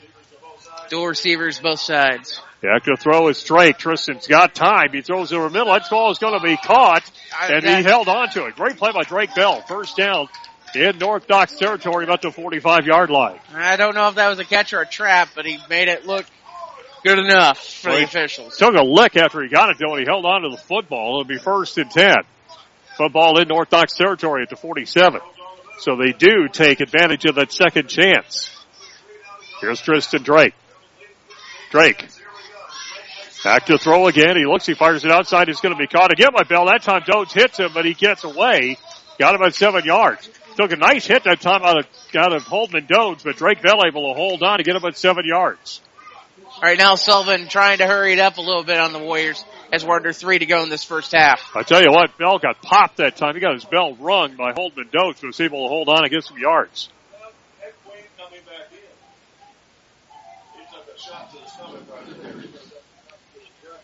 Down to 15 on the play clock, 2:25 to go in the half. So Jacob Skinner and Queen in there as well. Second down about 3. Tristan Drake back to throw. He's going to fire it over the middle. A bubble screen is going to get hit that time. It'll be a first down. And it'll be down to about the 30-yard line. So a nice catch on the other side. They're looking right directly into the sun that time. I'm trying to figure out who got it. It's around the 32 is where he's at, but right now Sullivan marching down the field. They lead it by a 15-6 score. So Tristan Drake at the 31, 1st and 10 for the Arrows. That is their 7th first down of this first half. Tristan Drake, 4 receivers. He's empty backfield. He's going to look to throw. He's going to fire it downfield. It's going to be caught. He able to get it and goes down right about the 25-yard line. So very close to the first down. Let's see if they give it to him. Kenton Williams, that catch for the Arrows. So Williams gets that one. But they mark it off. Flag on the play for holding, I believe. And so it's another holding call. That's going to mark the Arrows back. It looks like they're going all the way back to the 46. Either hold or chop. It is a hold. So 10 yards more, 71 yards in penalties against the Arrows. And it's going to be first down and about 23, it looks like. That flag came in the backfield, 23 yards. You hate that when that happens if you're the offense and you just are in the sink. 3 wide receivers right. And 3 wide receivers right for Drake. Man in motion coming across. Back to the left here. Drake looks. He's going to throw it long downfield again this time. And that's what's going to be incomplete and no flag down. So good play by Reese Hamelman that time. He was looking to tie up for Nelson, and he did it. I think Reese got away with one there, a little handsy on that play. So Kyle Vernelson down the middle of the field. Did not get it. That'd be second down. But I'll tell you what, Sullivan is not afraid to stretch the field, especially with the new quarterback. Well, this is a guy who's been in the system a while, too. So that makes a difference. If you know the system, then you're a little more confident in what's going on. Second down and 23 from the 46. Man in motion going across is Bell. He'll look back to throw again. He looks, fires it downfield long again. And intercepted. Picked off that time. And he'll go out of bounds. Nice play by Cole Richter. Warriors get it at the 31. That turnover presented by Quest Orthopedics. Turnover your injury rehabilitation to Dr. Terry Fenwick and the staff at Quest Orthopedics. Get answers, get results, get Quest. Or we have a laundry on the field too. Well, let's see what this is all about. North Knox is going to decline this. So the Warriors will have it. Let's see. Looks like they're going to mark it off from the 33-yard line. And it looks like they're going against Sullivan. We'll see. We'll see. Maybe not. 32, actually. So it's going to step down to 32, so the Warriors will have it. Looks like it's going to be a hold on Sullivan. North Knox decline. They'll get it at 32. 1:22 left to go in the half. Warriors down 15-6. You're down 15-0, but punched into the end zone. But Dusty, they're still having trouble moving the football. They are. By the way, 2 timeouts left in the half for North Knox. Sullivan has all 3. So the Warriors with Reese Hamelman. Cole Richter, it looks like a pistol formation this time. Richter behind, and Zach Boyles in that fullback spot off to the right. Reese Hamilman at the 31, back to throw, rolls out right. He's going to look to throw. He does it, fires it downfield, caught the time by Boyles for about a yard or maybe 2 gains. That was it. Little flare pass that time out to the right flat, and boy, I tell you what, Zach Boyles couldn't really get going. Nice defense by Sullivan, 2nd and 9. If you're North Knox, you're under 2 minutes. You've got to get down the field if you're trying to score before halftime. Half of that right now, under 1 minute left to go in the half. Warriors, you get the ball at the beginning of the second half of play. They're taking a little too much time right now.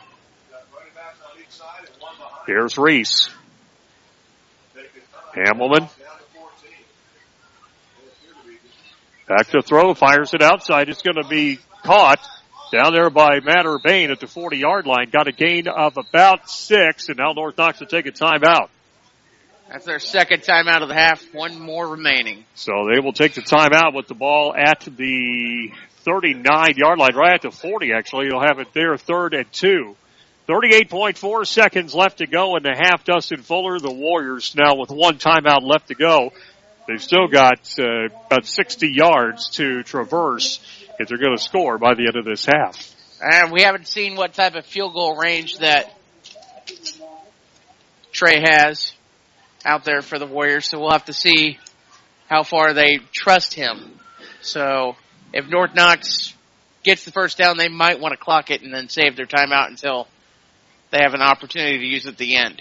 So the Warriors right now talking it over at 38.4 seconds left to go in the half. Warriors have cut a 15-0 lead down to 15-6. But again, Dusty, the offense right now, which was supposed to be a really good calling card and really played pretty decent against Owen Valley, has sputtered so far against Sullivan. And Owen Valley's had some issues through the last few years of success, but Sullivan continues to show why they're a big purple machine right now. Reese Hamilman, they're down in 3. Low snap. Here's Reese looking, firing it. Downfield, that's caught. And it's going to be in and out. Caught and dropped that time. It looked like they're going to Troy Nolan. He was triple teamed downfield, Dusty, but he couldn't get it. And it was in and out of his hands, too. It was in and out of the hands. That was that post play they had earlier that he was open on, but just got a little bit overthrown. So it'll be 4th down now. The Warriors will kick it away on 4th and 3. 33 seconds left to go in the first half of play. You hate to give Sullivan an opportunity with 30 seconds or so and 3 timeouts. So the Warriors will kick it away. Troy Nolan will get the ball back about the 30-yard line. He'll kick it away. Nice kick that time. Really nice one. It's going to go out of bounds. He did not allow for a return. It'll go out right about the 30. So Sullivan 70 yards away with 28.2 seconds left in the half. Well, they've already shown that Lightning can strike bottle quick here. They have thrown the football. They've thrown it quite a bit, so we'll see what they do here. 28.2 seconds left to go in the half. The Warriors trail it 15-6, but they will get the ball beginning second half. That's the one bright side for North Knox is you're not out of this game and you get the ball to start the second half. That's 2 bright things to look at. Jacob Skinner beside Tristan Drake. Drake claps the hands. He's going to go back to throw. He's going to hit as he throws it, and he's going to be caught. Oh, what nice a play by stop. Queen that time, though. As that time, Carver Queen gets it up to about the 45-yard line. North Knox really hammered him that time after he made the catch in bounds. That was a nice stop there, but it's first down, timeout Sullivan. They're first to the half with 23 seconds left. That is the 8th first down for Sullivan. Carver Queen really made a good catch. It's one thing about them. They've done a good job of catching the ball and holding on after contact. At North Knox, I think this year they're doing a better job tackling so far from what I've seen, which is something that needed some improvement. Well, they're a stronger team on defense, especially against the run, or at least in this game anyway, they're showing they're better against the run. The problem is right now they've got a little bit of inexperience in the secondary, and it's showing a bit on the passing game. They've got some sophomores and some juniors back there, but again, it's one of those things. It sounds like, Dusty, it's going to just be a work in progress for this secondary as we get on through the year. Well, and Tom, it's not how you start, it's how you finish at the end of the year. And it's that way in games, too. But, I mean, North Knox is hanging around. They're doing what they can to stay in it. 23 seconds left to go. 15-6 Sullivan leads it. They got the football at their own 45. Here's Drake. Kristen Drake going to hand it off outside. Oh, he's going to look to throw. Lateral. He's going to set it up. He's going to throw it long downfield. Double coverage, and that is going to be. Oh, wow. God. Did he catch it? No, out of bounds, out of bounds. It is out of bounds. That's what I thought. He got it to Drake Bell. He's able to make the catch, but he was triple teamed. He was running out of room and didn't have enough to get his feet down. So an incomplete pass. So I tell you what, that was a really, really nice catch, although it was out of bounds. Yeah, I give credit where it's due on the reception end. Just have to get the feet down if you're Sullivan. But 16.1 seconds left to go. It's going to be second down and 10. And if you're a North Knox fan, that's a little sigh of relief. Tell you what, he had a lot of coverage around him too.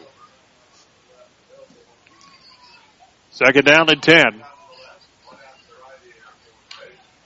Claps the hands together, looks back to throw, fires it outside. It's going to be caught down the middle. It's going to be Bell again. He got the first down.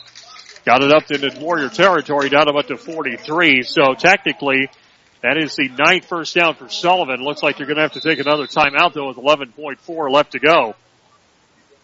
I believe that's their last one. I believe so, too. That will be their third timeout. So the ball setting up at the North Knox 42 with 11.4 seconds left to go. But, Dusty, the way they've not been afraid to throw the ball downfield, you have to look at this and say you don't, rue their chances here necessarily. No, I think one thing that's kept North Knox alive is the penalties that Sullivan has, too. A few drives ago, they were just continuing in reverse. I think at one point it was 3rd and 40 on one of those drives. Now the Warriors were able to take advantage. They took a short field and scored the one touchdown they have had in the evening. That was on a short field. Again, they have not done well with running the football. They've had a couple of pass plays that have started to work, but for the most part, this has still been a team that makes its bread and butter on the ground, and they just haven't been able to do it so far. Yeah, give credit to the Sullivan D-line that's been there to stop most of that. Looks like, maybe trips the part. Nope. 2 receivers to each side. Yep, 2 to each side, and back now is Drake. Tristan Drake looking back. He's going to throw it downfield long, and it's going to be incomplete. Intercepted. Warriors get it. 30-yard line to the 40, to the 50, and to the 40. He'll bring it down to the 48-yard line. The interception by Rhett Sharon. Well, I know it's halftime, but I have to get this in. That turnover presented by Quest Orthopedics. Turn over your injury rehabilitation to Dr. Terry Fenwick at Quest Orthopedics. Get answers, get results, get Quest. Second interception by North Knox sends us to recess. Cole Richter gets one interception. I think there's a flag on the play. We'll see what that flag is all about. And if I think that's on Sullivan. That means this is a untimed down if that's the case. We'll find out. The Warriors, actually, they're going to their locker room, so we will see. We'll see what it is. Warriors do get the interception, so whatever that's on it is. North Knox. Okay, so it's on the Warriors, so that'll end the half. But again, the Warriors do get the interception as Cole Richter gets one, Red Sharon gets one, but the Warriors still trail it by 9. 15-6 the score at halftime.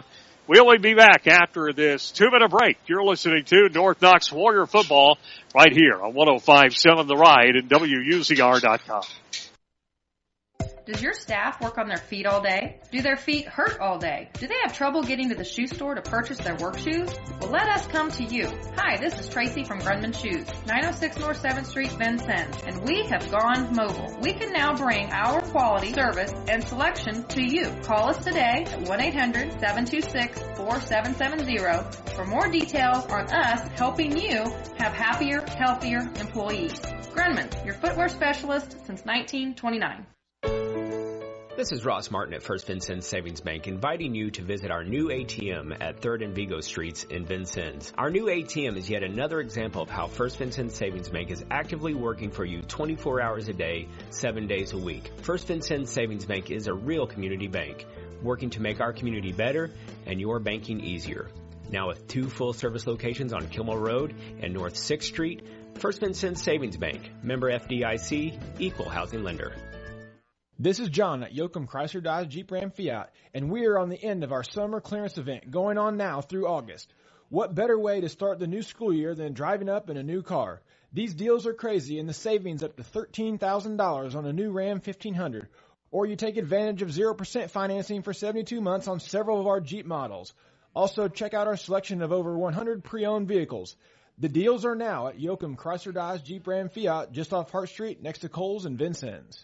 Post frame buildings continue to pop up all over the area. And at Graver Post Buildings, they've been putting up buildings for over 40 years. Garages, pole barns, storage buildings, workshops, apartments, even indoor basketball courts, and some of the most attractive commercial buildings in the state. Every job is specific and unique to your wants and your needs. Graver Post also has packages for contractors and do-it-yourselfers. So for your next building or roofing project, call for a free quote at Graver Post, 800-264-5013.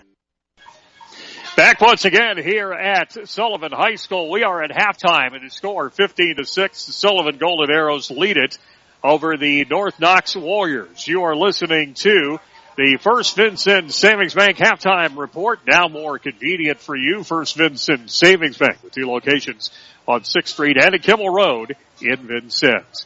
Sullivan Golden Arrows got on the board twice, but Dusty, before that, both teams' defenses really set the tone to this one, but then the Sullivan Golden Arrows got a big play which set them up for a touchdown. Well, actually in that first drive, they marched the ball down the field. It was a little bit of a big play as Grant Bell made a catch for about 25 yards or so. But that set up a 9-yard touchdown run from Jack Skinner to make it 6-0 with the PAT good, making it 8-0. Then Sullivan went down the field after a muffed kickoff return, which Sullivan recovered, and 80 yards later, a touchdown bomb to Kyle Vernelson made it 14-0. 1-point try good, making it 15-0. Then later in the second quarter, North Knox getting on the board on that Reese Hamelman run from 3 yards out to make it 15-6. By the way, team stats, North Knox with only 3 first downs in the first half. A couple of those coming in fact in that touchdown they had. And the Sullivan Golden Arrows with 3 interceptions in the game. 1 from Reese Hamelman through a interception down inside the 10-yard line. 2 interceptions for Sullivan. Penalties a big thing right now. North Knox not penalized much, only 2 times for 10 yards. Sullivan 7 times for 71 yards. And Dusty, a lot of that came in that one drive where they got the ball down to about the 28-yard line and then just started marching backwards. 30 yards in penalties right there, and I don't know what coach would accept that, but I imagine that's getting addressed in the locker room right now. But 7 for 71, that's what you said? Yep, 7 for 71. And that's just the first half. I don't know any coach that would accept that at all, and especially out of a Sullivan team that's pretty good. So once again, and one more thing, by the way, I want to mention red zone opportunities. North Knox and Sullivan both in the red zone one time, both of them scored on that one opportunity that they had. By the way, this is First Vincent Savings Bank halftime report. First Vincent Savings Bank is now more convenient for you with 2 new locations on 6th Street and on Kimmel Road. They've got that ATM out at 3rd and Vigo Streets downtown in Vincennes. We'll be back with our halftime adjustments and get you ready for the second half of play. We will do that after this 1-minute break. You're listening to North Knox Warrior Football right here at 105.7 The Ride, WUZR, Bicknell, Vincennes. Farming isn't easy. If it were, everybody would be doing it. Irrigating your fields, however, can be easy with a call to Ileana Irrigation, your local Reinke dealer. With innovative products like the Reinke Touch Screen Control Panel and Navigator GPS systems, the irrigation professionals at Ileana Irrigation are ready to provide you with a dependable, easy-to-use Reinke system that will add yield and profit to your operation. Farming isn't easy, but partnering with Ileana Irrigation and Reinke is an easy choice to make. Reinke, more right than rain at Ileana Irrigation, your local irrigation experts. Hey everyone, this is Randy Hamelman of Hamelman Decals. Here at Laid Back Acres, located smack dab in the middle of Warrior Country, we're all Warrior strong. DeKalb and Asgrow seeds, with their proven yield potential and unbeatable disease packages, are great teammates for all your acres. Good luck this year to all our athletes. Hamelman DeKalb is a proud supporter of North Knox High School and Warriors athletics. See you at the game, Warrior fans. It's victory time. We're about 9.5 minutes left to go, maybe a little more until we get into this second half of play. And it's time now for the Dr. Stephen Williams halftime adjustments. And, Dusty, when you look at North Knox, the major adjustment they've got to do is they've got to do something that works, because right now this is a team who may pass it some, and they've passed it more than they have the last couple of years, but this is still a team whose bread and butter is running the football, and with the exception of a couple of times in the second quarter, they've had a lot of trouble doing just that. They have, and I think what it is, Sullivan's caught to their game plan. So what they need to do, this is the adjustment I see that they need. They need to change up what they're doing. Don't just run it up the gut every time you turn around. You need to maybe try going to the outside, which they've had some success doing that. Go to the air a little bit, open up that middle. That way you can get through the middle and get to the end zone. So once again, that is our Dr. Stephen Williams halftime adjustments. A reminder, if you need your smile adjusted, Dr. Stephen Williams is back at accepting new patients. Call Dr. Stephen Williams today at 812-735-2020. And I want to thank, by the way, its sponsor, Dusty, that came back with us once again this year after a year off. It's great to have Lori Hadlock and everybody at Guardian Angel Home Healthcare back with us. It's great, and a lot of things that they do. One of the things they provide, did you know, Tom, did you know they provide personal services too? Really? Yeah. Guardian Angel Personal Services, their mission is to assist individuals to stay in their homes and communities by providing services to fill the gaps between the needs for skilled care and independent living. Services include, like, say, daily living activities, environmental services, a variety of non-medical services to support an individual to remain at home, which I could probably use right now in my house situation.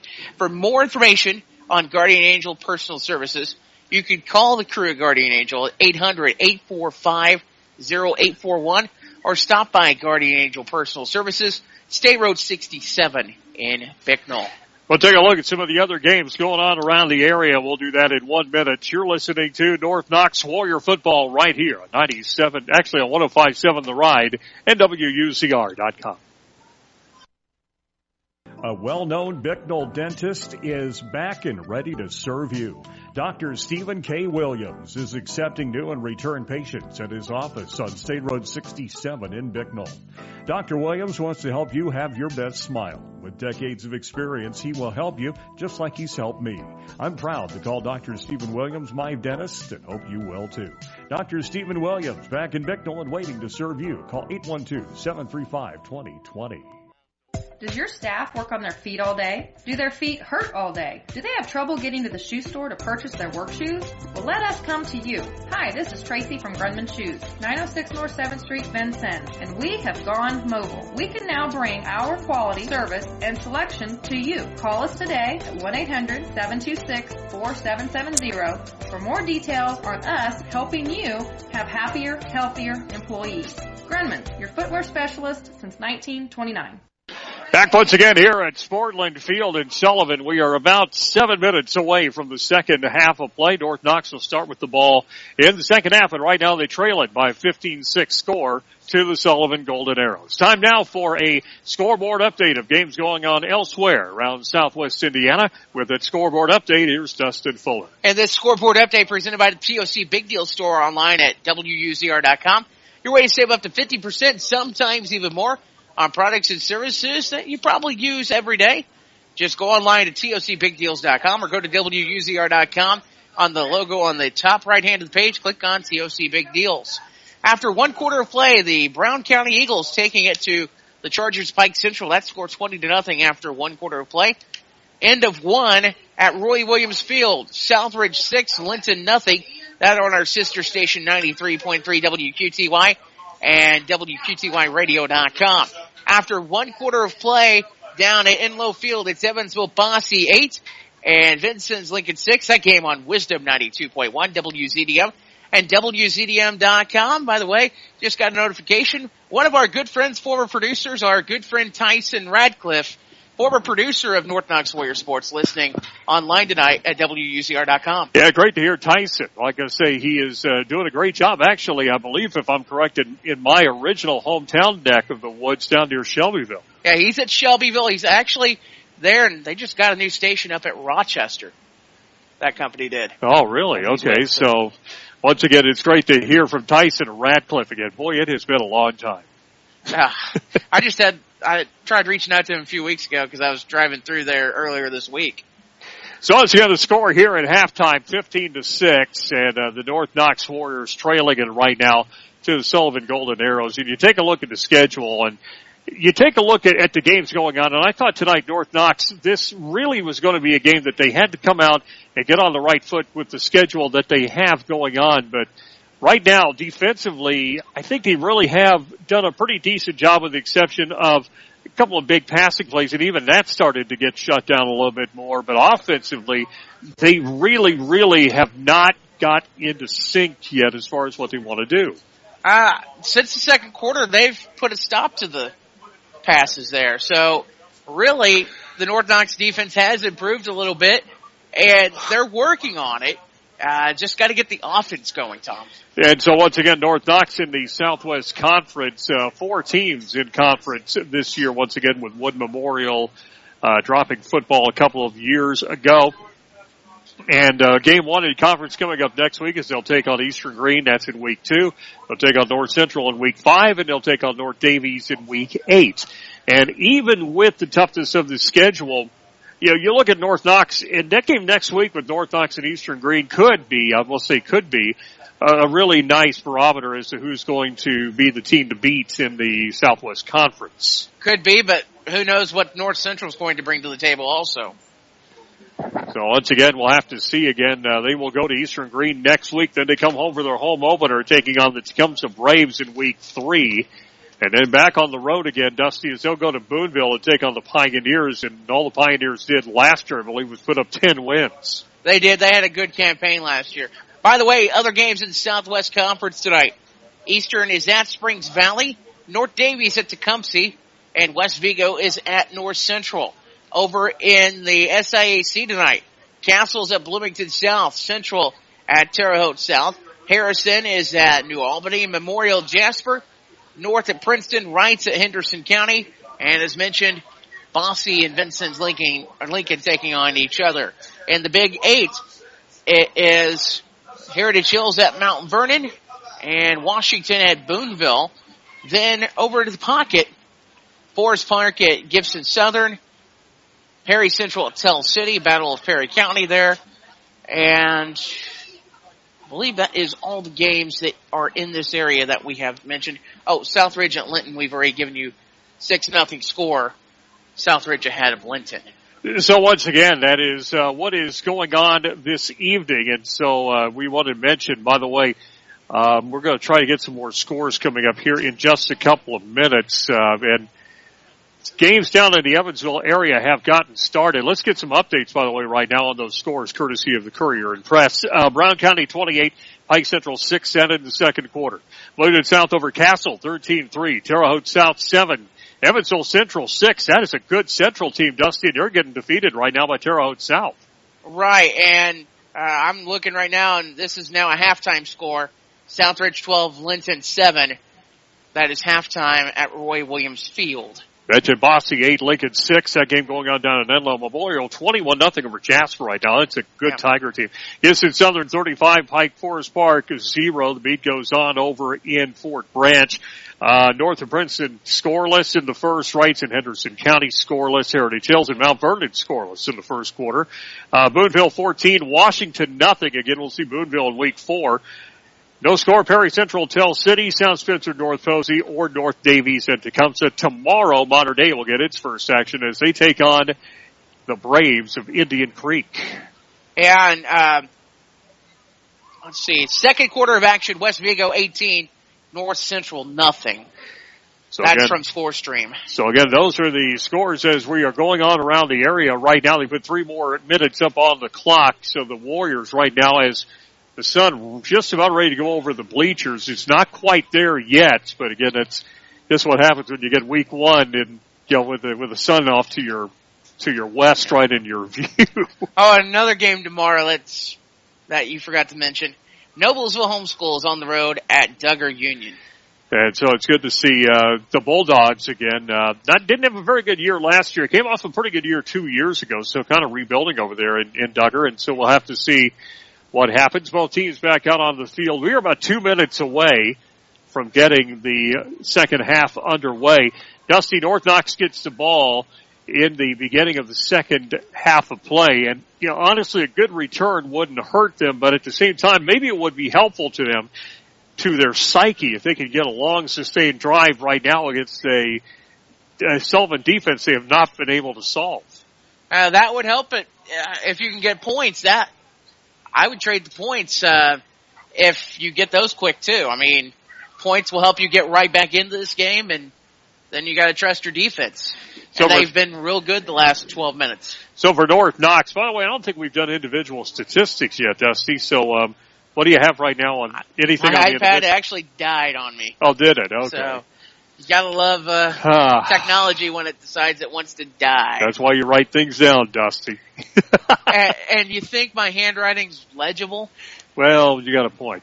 When I get told I have to type out things, well, you got a point. By management, that's not good. By the way, I wanted to mention, I did not have a chance to talk about this a little bit, of course. Tomorrow evening, I'm going to go ahead and mention it now. A voice from the past will become a voice of the present. I got confirmation yesterday.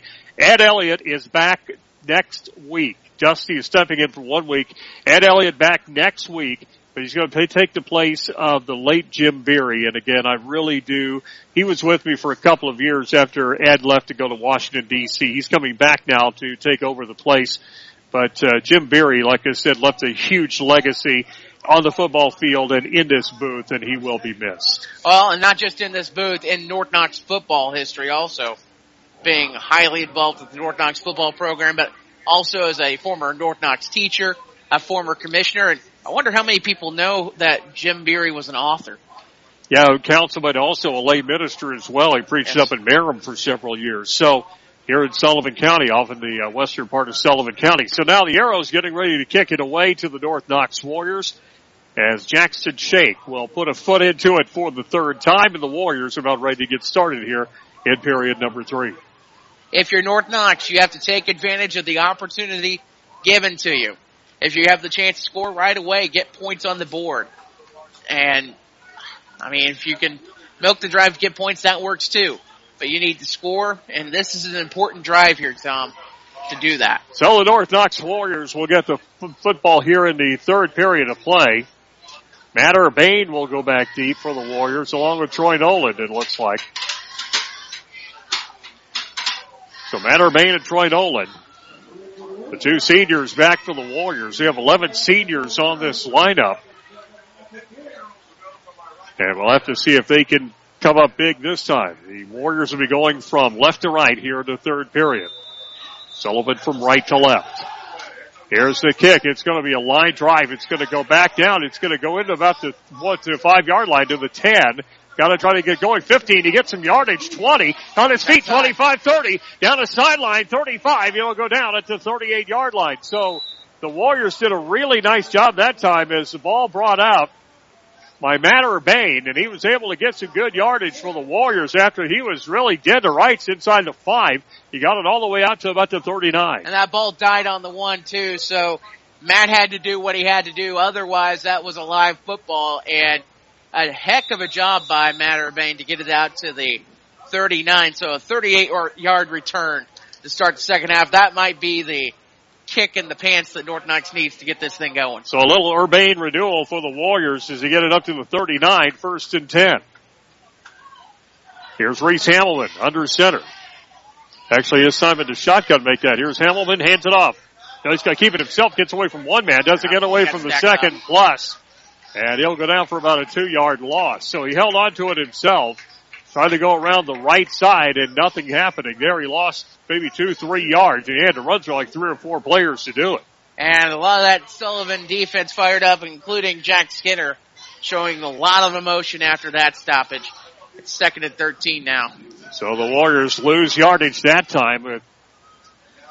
And again, the North Knox Warrior offense sputtering right now against Sullivan. Defensively, the Warriors have really come around, and now offensively, they're still having all kinds of problems. 3 wideouts this time for this North Knox offense. And Richter behind Hamelman. Reese hands it off up the middle. It's Richter. Cole spin move. Gets away from a couple of men. He'll go forward past the 40.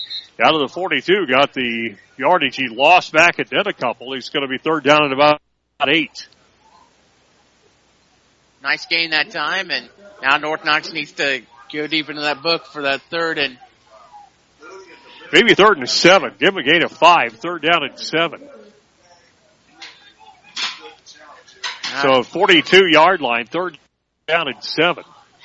3 wideouts once again for the Warriors. 2 out to the right, 1 to the right, 2 to the left. Here's Reese. Hamelman back to throw. Looks, rolls left. He's going to set. He'll throw it down, and it's going to be caught. Out the middle, Holtman Dodes down to the 40-yard line of Sullivan, but again. And I think that's coming back. So they'll throw it down. It goes down to the 41-yard line. And there's a flag on the sideline about 2 yards downfield. I think that's coming back against North Knox for holding. It's thrown right in front of the North Knox bench. So we'll see what this is all about.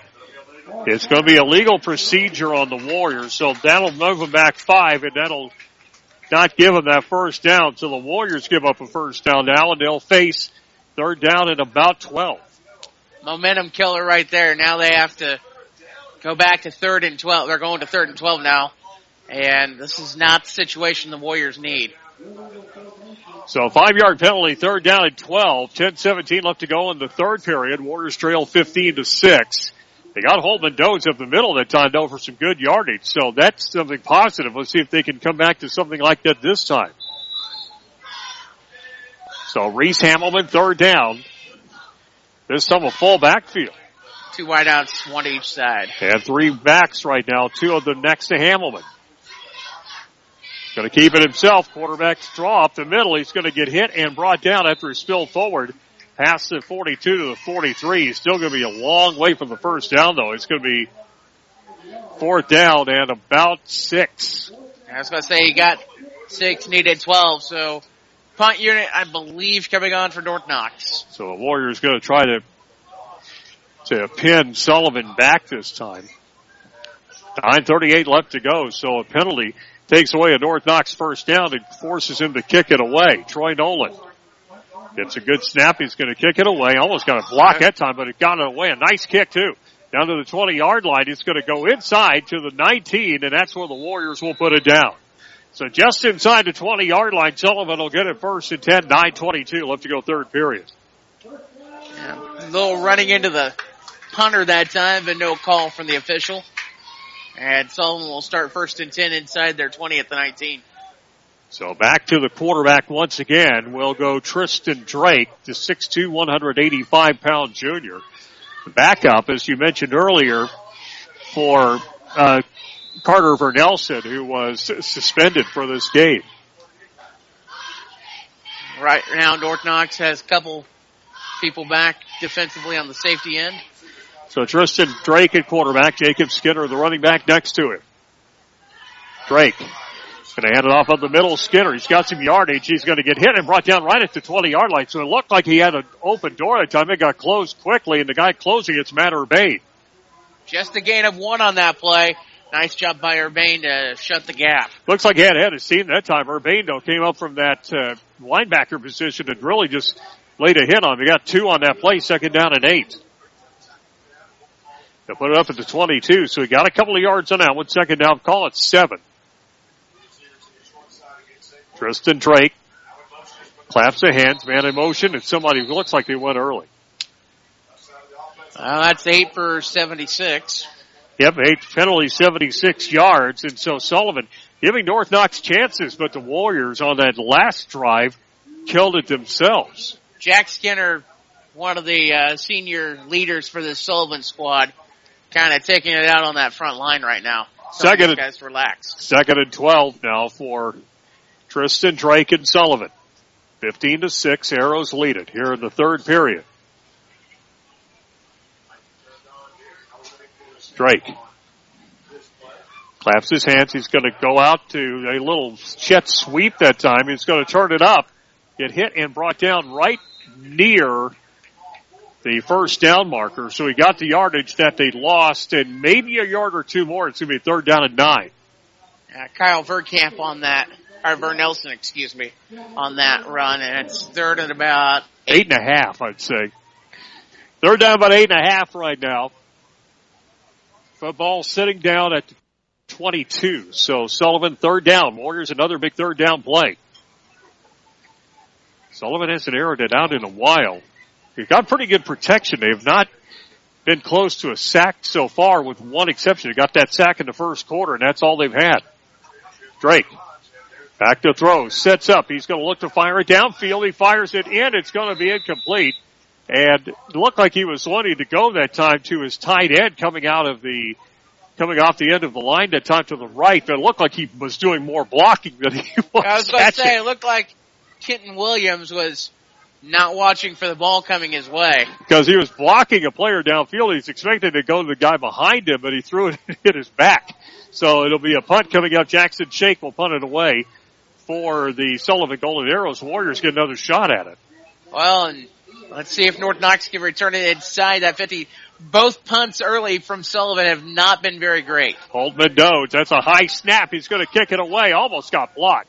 Got a high towering kick. He'll be victim at the 45, to the 40, to the 30. Holtman Dodds on his feet, to the 20. He'll go down just before the 20-yard line, down about the 24. That was a nice return, a net on that punt of 2 yards. So a big return by Holtman Dodds. That's the second big return he's had. He had a pretty good return on the kickoff as well. And so the Warriors will get it down inside the 25 at the Sullivan 24. They're back in business again, Dusty, but they've got to move the football. Yeah, they're right where they want to be. And actually, after reassessing where they're at, that was only a 1-yard punt in theory. Yep, 24-yard line. So they got it 1st down and 10. So the Warriors try to put a score up and get this thing a lot closer. Reese Hamilton hands it off up the middle. Here's Victor. Ricole that time gets some good yardage. Just going straight ahead up to about the 21. Got about maybe 3-4 on that one. It's just straight up the middle. Nothing fancy. If you can get into Troy Nolan's range for a field goal, I don't know what that is exactly, but if you can get some points here, that would be big because any score here makes it a 1-possession game. So a 3-yard gain on that one. 2nd down and 7. 7:19 left to go. Warriors deep in Sullivan territory. Reese Hamilton. Reese hands it off up the middle again. Richter, this time a good hole. He's going to go inside the 20 down to the 18, and they continue to battering ram their way forward. It's going to be 3rd down now. 3rd down and about 5. They need to get to the 14, so about 4 yards away from that first, and they've been running it up the gut now. See if running up the gut will work this time. Sullivan looks to be tiring a little on defense. Second time in the red zone for the Warriors down at the 18-yard line. 3rd down and about 4. Warriors starting to get a little bit more yardage up the middle now. It kind of softened up a little bit. Let's see what happens here. 3rd down and 4. 4-down territory for the Warriors. That's a low snap. We're going to hand off to Richter. He's got the 1st down anyway. He's going to go down inside the 15, down about the 14. So he got the 1st down. Yards after contact. Got a couple there, and that couple was huge. So the Warriors able to get it inside, down to the 14-yard line. 1st and 10 there. The second time in the red zone. They're 1 for 1 so far tonight. So are the Warriors starting to wear Sullivan down a bit? Well, there's plenty of time on that clock. It's not over yet. We're only halfway through the 3rd. Warriors having a chance to cut that lead a lot closer. They can get it in. Here's Reese Hamilton. Reese. A low snap. He's going to keep it himself. Busted play. And he's going to go down right at the line of scrimmage. He got down at the 14, 2nd and 10. That's a busted play. I think he wanted Richter that time. He couldn't get him. He just held it himself and got back to the line of scrimmage. Probably a good idea to hold on and try to get back to that line. Otherwise, that could have gone very ugly. You actually gave him a loss of 1 that time. 2nd down and 11. So he lost give him about a half a yard loss actually. 2nd down and 10.5. I mean, he didn't go all the way back to the 15. Still close to the 14. So maybe you lost him, about maybe 6 inches. Wideouts to each side. Also, Back in the backfield, back to the ground left ball. Hamelman going to go forward. He's going to go down again at the 15-yard line. It'll be third down. That one's not on Hamelman. That's a low snap there that caused that. Yeah, that was a ground ball back to Hamelman. He just had to take it forward and do what he had to, and it's be third down at about 11.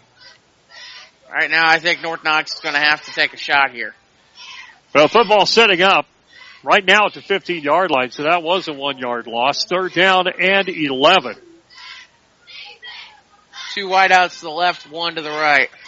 Warriors have been playing that spread formation at times here tonight. They've also played some tight as well. Here's Reese Hamelman. Good snap that time. Hamelman rolls out left. He's going to throw it downfield, and it's going to be intercepted. It's picked off. That ball was underthrown that time, and the ball going to be taken out. And it's still taken out. He's on his feet to the 25. He'll go down about to 29. Kyle Vernelson on that play. So Vernelson picks it off.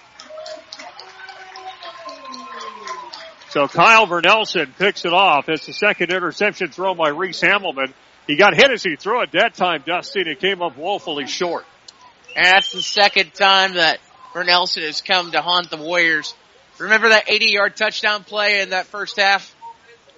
He was the recipient of that pass. And right now, Reese Hamelman has been picked off twice inside the 10-yard line as well. That one he got picked off inside the 10. So Warriors 1 for 2 in the red zone. So Sullivan will get it back now, throwing 29, first and 10. He lead 15-6. So here's Drake back to throw. No, he's going to hand it off up the middle. Draw play, and a nice one that time up the middle for a gain. Pretty good gain that time, past the 35, down to 36. He got about 7 on that one. Right now, I believe Sullivan's going to run student body left, student body right down North Knox to run time off that clock. So Adams that time takes that one straight up, second down at 4. Still in there again. He's going to get that football. This time he gets hit and brought down right near the line of scrimmage and not much more. Jaden King on that one. Yeah, Jaden King took it the last 2 times, actually. He's going to be short. Third down and 1. Ball to 38-yard line. Got to get to the 39. Warriors need to stop here. This is a critical play here. Big play in Sullivan territory. Third down and 1. Tristan Drake. King next to him. He's going to get the ball again this time. He's going to get hit, and he got to first down. He carried people forward past the 40 down to the 42. So he got 3 on that one. Another first down for Sullivan. Their 10th of the game. So Jaden King has come in and really given him a nice little spell. So 41-yard line is where Sullivan has it, first and 10, 3:03 left to go in the third period. Still only a 15-6 game. It is, Tom, and the one downfall is we're going to go back to that war of attrition. 89 players on one roster, 34 on the other. See which one's going to be a little more energized at the end. Tristan Drake now, first and 10. Drake hands it off up the middle, and it's going to be a good run straight up the middle. He's going to get it up to about the 45-yard line. He went to, I believe, Queen that time. Actually, it wasn't. It was actually Jacob Skinner who took that one, so he's back in. He got 5 on that one, second down. So 5-yard gain, 2:24 left to go third period, 16-6 after 15-6 make that. Sullivan leading it. Second down. Going to hand off up the middle. Skinner that time right up the middle. He's going to spin away. He's going right down the middle of the field. Got one man to beat, and he doesn't beat him. At the 28-yard line, Reese Hamelman makes a touchdown saving tackle, and that time Skinner just went blazing right up the middle. I think this is where, as mentioned, the war of attrition right now, that little rest that Skinner got, I think was big. And that's why Sullivan's marching it down the field right now, under 2 to play third quarter. So Tristan Drake with the football first and 10 up to about the 26-yard line of North Knox. Here's Drake. Warriors need a turnover here. Drake going to hand it off up the middle that time, and nothing happening. He goes straight forward and right into the arms of the North Knox line. So he brought back Jaden King that time, the junior, and he ran right into the arms of the North Knox offensive line. So it'll be 1 yard gain, 2nd and 9. Let's see if North Knox can do that bend, not break philosophy. 2nd down and 9. They get to play it. 18 on the play clock. So King, who's come in here in the last couple of minutes, has run pretty well. Here's Drake. Tristan hands it off. No, he's going to keep it himself. He runs into his own man. He's going to go sideways. He's going to get hit and brought down by Matt Urbane across the 30-yard line down to about the 28. Got a gain of a couple. It'll be 3rd down and about 7. Under a minute left to go in the 3rd period. And what Sullivan's doing right now, it's 3rd down, but they're taking precious time off that clock for North Knox. And especially in a 2-possession game, that's a key thing. So, got a gain of a couple at that time, maybe 1. Call it 3rd down and 7.5. And let's see if they get another play off. This may be the final play of the 3rd period. Drake. Tristan Drake in 4-down territory. Drake has a high snap. He's going to hand up the middle, though. Skinner bounces up and falls down right at the 24-yard line. So he did not get a whole lot of yardage. He got down to about the 24, so it'll be 4th down coming up, and that'll be the final play of period number 3. Final 5 seconds running off of period number 3. We go to the 4th quarter with a 15-6 lead for the Sullivan Golden Arrows over the North Knox Warriors. Back after this 1-minute break, you're listening to North Knox Warrior football right here on 105.7 The Ride and WUZR.com. Save up to 40% every day on your groceries. Amazing quality, fantastic prices, satisfaction guaranteed, or 100% money back. Fresh meat is cut in-store daily, and special orders on meat are available. Now at Save A Lot, fresh ground beef is $1.79 a pound, and fresh boneless pork loin is $1.69 a pound. Also, 16-ounce packages of Bar S bologna and assorted varieties are 79 cents each, and 24 packs of purified drinking water are only $1.99. Shop and save at your Vincent Save A Lot, where bananas are 39 cents a pound every day. This is John at Yoakum Chrysler Dodge Jeep Ram Fiat, and we are on the end of our summer clearance event going on now through August. What better way to start the new school year than driving up in a new car?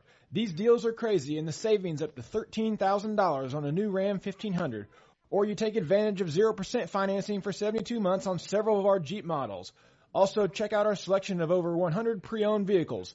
The deals are now at Yoakum Chrysler Dodge Jeep Ram Fiat, just off Hart Street next to Kohl's and Vincennes. And welcome back to Sullivan High School at Sportland Field. Time for the 4th quarter. 4th quarter presented by Guardian Angel Home Health Care and Guardian Angel Personal Services.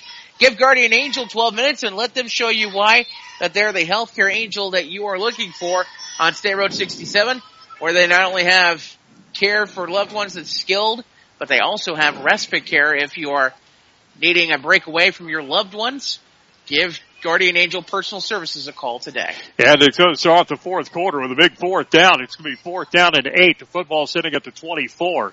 Big stop here for the North Knox Warriors if they can make it. This is one of those key plays in the game. Let's see if the Warriors can do it. Tristan Drake. 4th down and 8. It is at the North Knox 24. Can the Warriors hold? They tried to draw him offside. He did it in the 1st quarter. It isn't working now. Drake. Man in motion, Skinner. He's going to look back to throw. This time he throws outside. He's going to be caught.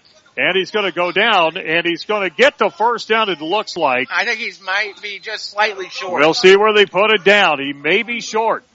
They were able to get the football out that time. And it looks like they went outside that time to Williams. And we'll see where the ball gets spotted. It is a 1st down. I tell you what, he did a great job of getting a 1st down because he bounced off a couple of tackles to get it. That is a key part of this game. I tell you what, that is a real key moment. Mark that down. That was a big key. And mark another 2 minutes coming off that clock at least. 11:48 left to go. Still plenty of time. North knocks down 15-6.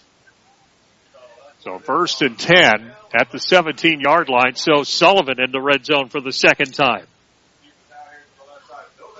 Scored 2 touchdowns, one of those on a big play. Tristan Drake at quarterback. Hands it off Skinner. He'll go outside. It gets hit and brought down by Troy Nolan. All the way back at the 20-yard line. Boy, Nolan read that one. Came right off of that outside linebacker spot and would not let him turn upfield. Nice job by Nolan to shoot the gap there. So he got lost about 4 on that one. It'll be 2nd down about 14.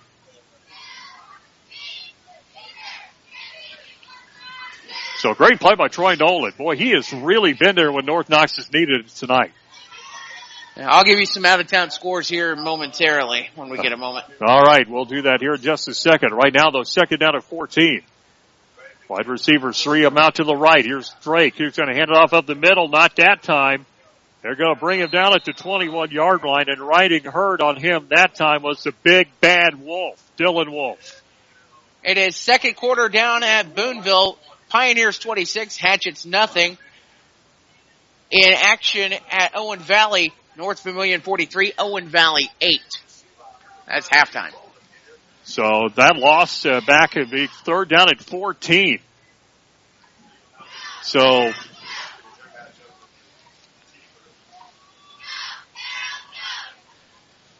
back with it once again. Here's Drake. He's going to be third down at 14. Ball sitting about the 20-yard line. Drake will roll out. He's going to look down the field. He throws it off the run. That's way overthrown. He'll be out of bounds. Fourth down coming up. Fourth down at 14. Boy, he threw that one away. That he did, and it stopped the clock. Carver Queen was the intended receiver. That's the same play where he caught it out of bounds. And boy, that one was about 5 feet over his head. Haven't got a score yet out of French Lick yet between Eastern Green and Springs Valley. West Vigo up 18-0 over North Central at last check. And at halftime, down at Inlow Field, Vincent's Lick at 14, Evansville Bossy 8. So the Alice has come back to get the lead. They were down 8-6 early. So able to get a touchdown and a 2 to go up 14-8. So now Drake again will have it. The football sitting up about to the 20-yard line. So fourth down at 13. Drake back to throw.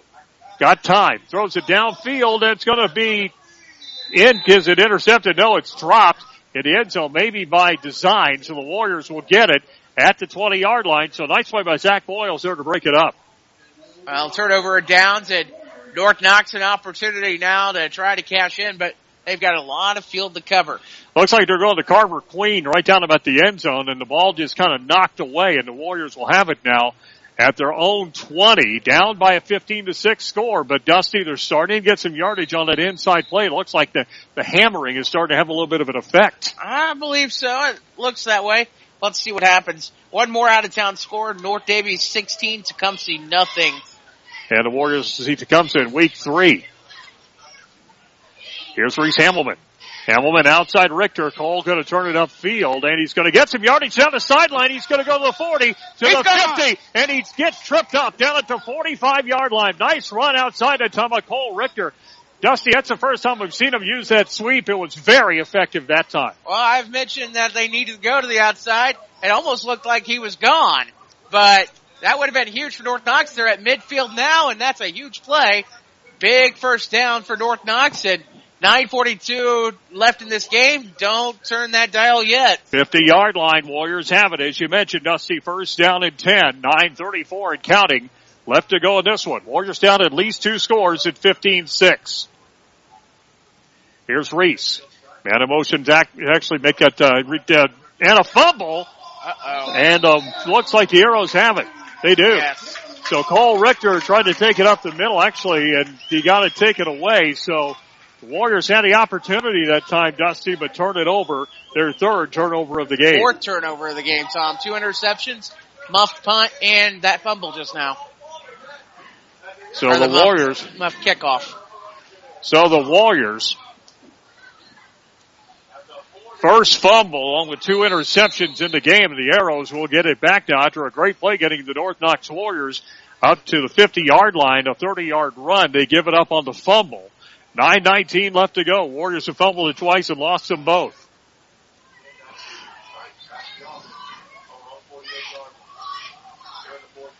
And a new quarterback in the ball game as well. This time, though, he's going to run it. He's going to get hit and brought down. Holtman Dodes kind of cleaned things up that time. A new quarterback in the game. As we see, believe that Randy Kelly. Yeah, Randy Kelly. And the running back in there for the second time was Jordan King. That time, I'm telling you, King got crowned after a 1-yard gain. And timeout called by Sullivan on that. So the Arrows going to take a timeout. That's their first timeout of this half. with the score 15-6, 8:54 left to go. Back in 30 seconds. This is North Knox Warrior football on 105.7 The Ride at WUZR.com. Times will continue to change, and life's pace may even increase. But Duesterberg Frederick Funeral Home and Wampler Shaw Chapel continues to serve the community since 1830 with 2 locations. Both funeral homes are locally owned with services to meet the needs of families of all faiths in a caring, traditional way. Duesterberg Frederick Funeral Home at 6th and Vigo Street in Vincennes and Wampler Shaw Chapel, 118 Washington in Bicknell, proud to support our area youth sports programs. 8:54 left to go, and Dustin Fuller, North Knox turned it over at a crucial time. But I tell you what, their defense is coming around, and because of that, you got to look and say that they're still not out of this game. They're not out of this game, Tom, but what they've done is keep this team around. The offense needs to kick it into gear. 4 turnovers in this game, including 2 interceptions and 2 fumbles where they've lost the ball. So the ball will be up at the Sullivan 49-yard line. They'll have the ball now, second down and 9. And Kelly back outside. He's going to throw it out there. It's going to be over the head of his intended receiver. Again, it looks like they come up with a whole new team out there now. And he tried to go to Vernelson and threw it over his head by about 3 feet. 3rd down. Well, and if I'm North Knox, I try to take advantage of the situation. Kelly, the quarterback, Randy Kelly, is a sophomore. And I don't know what happened with Drake. Now he's back in. So Drake back in now after a couple of plays off. 3rd down and 9. So Coach Powell with King still back in the backfield. 3rd down and 9. Tristan Drake back in there, claps the hands, back to throw, looks, he fakes, throws it outside. It's going to be caught at the 49-yard line. That's short of the 1st down. Nice job that time defensively by North Knox. Jackson Shake got that from his tight end position, got about 5. It's going to be 4th down now and about 6. So now you would think this is a punting situation with a 2-score lead for Sullivan. I would think so. If I were Sullivan, I wouldn't chance it here because North Knox has shown they could get some big plays going too, but if you're North Knox, you cannot afford to turn that ball over anymore in this game. Jackson Shake going to kick it away from his own 40. The North Knox Warriors have 1 man back at Zach Boyle. Actually make that Tolton Dodes back at the 15. That kick, just a little short, stubby one, and Dodes picks it off at the 15. 20 gets away from 1 man, 25, and he'll go down right there, close to the 25-yard line. So the Warriors will have it again. They will set that one up. Actually, they'll mark him down at the 21 or 22. So that's where they'll have it. Deep in their territory. But they were able to get a 30-yard run last time from this spot before they fumbled. But now they get it back. But time becoming a little bit more of the essence here with 8 minutes left. If you're North Knox, you have to get something going, and you have to get it going quick. But they have been able to start gashing Sullivan lately, and that's got to be a good sign. Let's see if it's a regular defense or if they went to the JV on D. It's a 9-point lead right now, 15-6, Sullivan leading it. Here's Reese Hamelman at quarterback. Hamelman back to throw. He looks, he's going to look out, fire it up. That's tipped. And is it caught? It's caught, yes. It's caught, but it's caught right at the line of scrimmage as Holtman Dodes comes up to get it. Ball was tipped. He got it right back to the line of scrimmage. Actually, y'all lost the yard on that one. 2nd down and 11. If I were Holtman, I would have let that drop. Hurts the stats, but stops the clock. They lost 1 yard, and the clock continues to run, as we mentioned. North Knox still with all 3 timeouts, so 7:35 left. Reese Hamelman on 2nd down and 11. Hamelman very close to the line of scrimmage, about 3 yards off. Going to give it off. No, he's going to roll out right. He's going to throw it downfield off the move. It's caught by Holtman Dodes down into the 40-yard line. So he got the 1st down and then some. So a nice throw, good catch. A little bit of a bobble that time of Holtman Dodes, but he brought it down, Dusty, for his 6th first down. That's what North Knox needs right now. They need to get the ball down the field. 20 yards down and new set of chains. Let's get that ball rolling, North Knox. Nice leaping catch at time of Holtman Dodes. It'll be 1st down and 10 now. The Warriors' 5th first down, and actually make that 7th first down of this game. They have the ball up at the 40. By the way, good crowd from North Knox tonight. And he gives it off to to Richter. Cole goes outside on the sideline. He gets about 3. Looked like he was slowed down in the backfield, but he was able to get positive yardage. Just he got a 3 on that one. And a key thing, he got out of bounds, so the clock stops. 6:59 left to go. So the Warriors will have it. They continue to slowly march down the field at the 43-yard line. I said they had 7 first downs. They actually have 6. They could use a couple of more now. They got the ball at the 43. Reese Hamilman starting to find his stroke here late in this game, and just at the right time. Second down at 7. Reese Hamilman. Richter beside him. Hamilman hands it off up the middle. Here's the ball, and it's going to be an inside handoff again. He got him at 3 yards. Be third down and about 5. Right now, North Knox needs to hurry it up a little more than what they're doing. They don't have much time to run up the gut. 6:45 left to go. Third down at about 5. That one from Cole Richter. So Richter out to the left. Reese Hamilman. He's going to hand it outside. Here's Holtman. Doe's going to go up the middle. Got the first down to the 50-yard line. And he'll go down there, but he did get the first down. Clock, though, continues to run. They'll get it down to the 49 of Sullivan. North Knox's 7th first down. I'll stop to move the chains, and that clock will get moving. Nice little counter that time out of Holtman Doe. It's able to get the first down. He got 5 on that one. So the Warriors in Sullivan territory at the 49. They're down by 9, though. 15-6. 6:17 left to go. And they got to get moving, Tom. Here's Reese Hamilman at the 49. Reese back to throw. Looks. Fires it downfield, and it is going to be incomplete. What a leap that time by Vernelson. He's able to knock that ball away. Boy, he went up in the air. That ball was intended for Holtman Doe. It's on the right sideline. And boy, Vernelson just went up and just knocked that thing away. Almost had pick number 2. Well, I don't think he had a chance to bring it down, but boy, he got up in the air, didn't he? Looked like it was in and out of the hands, from my view. But, just that vertical leap, though. Yeah. Man, he got up in the air on that sideline. 6:03 left to go. Second down at 10. Warriors have it down at the 49. Reese Hamilman, man behind him. Cole Richter. Here's Hamilman going to roll out left. He's going to look to throw it. He does downfield. Tipped and incomplete. He tried to go that time to Troy Noland, and it got tipped away. It'll be third down at 10. Nice defensive area for Sullivan that time, but you got to look where you're throwing if you're Reese Hamilman. Yeah, he kind of looked away from the way he threw it. He just that was kind of a sidearm sling that time. You can't do that.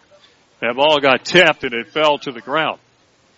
6:01 left to go. 15-6 Warriors trail it by 9. Third down and 10 from the 49.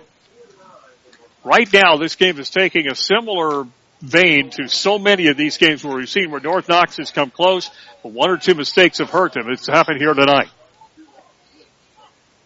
Here's Reese. Hamilman will look out right. He's got some room. He's going to keep the football. He's going to get hit. He's going to be brought down at the 48 of his own territory.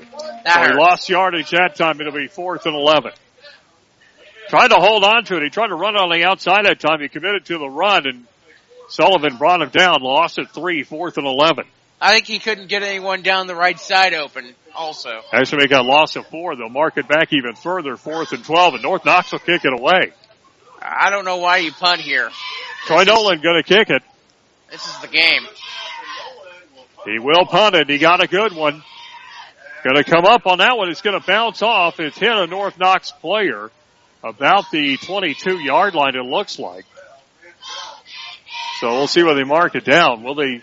Actually, they're going to give him the bounce. It's going to say it didn't hit a deflect off a North Knox player, I don't think. We'll see. I thought it did. It will go down at the 20-yard line, so they'll give him a little bit of time. I thought that went backward, hit a North Knox player, and deflected forward.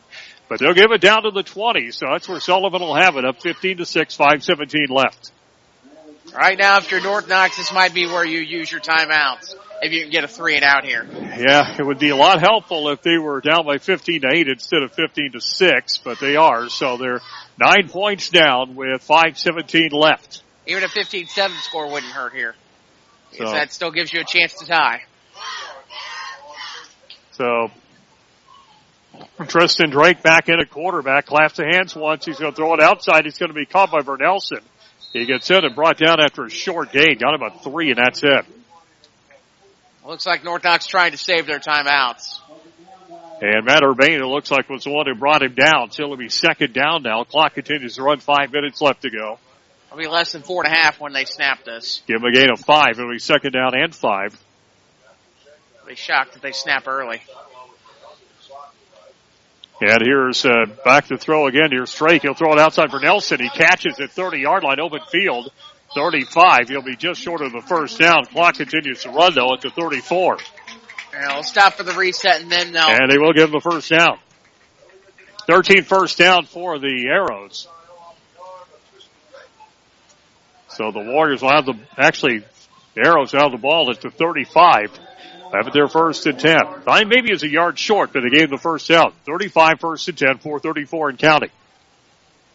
I don't see why you wouldn't have waited to snap that, take time off of your Sullivan here. Tristan Drake going back to throw, fires to the middle, intercepted! Warriors pick it off. Matt Urbane is able to get the football at the 31.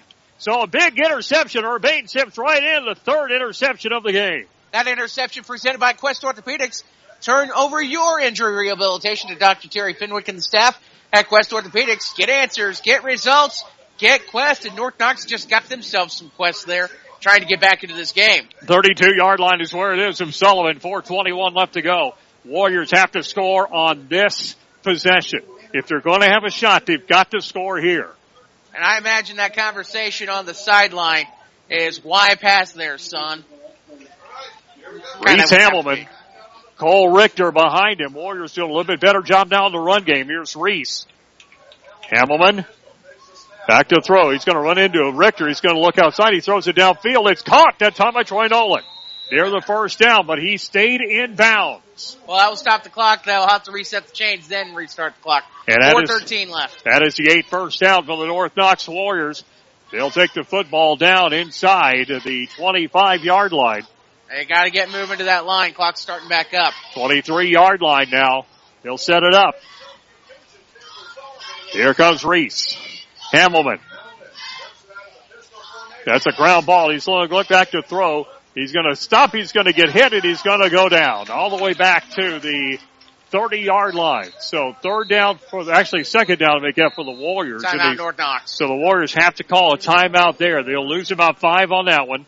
So we'll go ahead and keep it here now. The North Knox Warriors take their first timeout. Dusty, it seems like right now North Knox has put themselves in position, but when the opportunity comes, a key mistake has been their downfall so far. Yeah, I don't think you can necessarily fault one player. I think it's a collaborative effort. You have to have better snaps. You have to watch where you're throwing the ball. It's just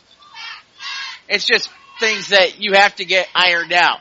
And the only way you're going to iron that out is by practicing. Brown County 41, Pike Central 6, third quarter. Terre Haute South still leading Central 14-12. That's a surprise right now. A couple other scores. Lincoln over Bossy 14-8.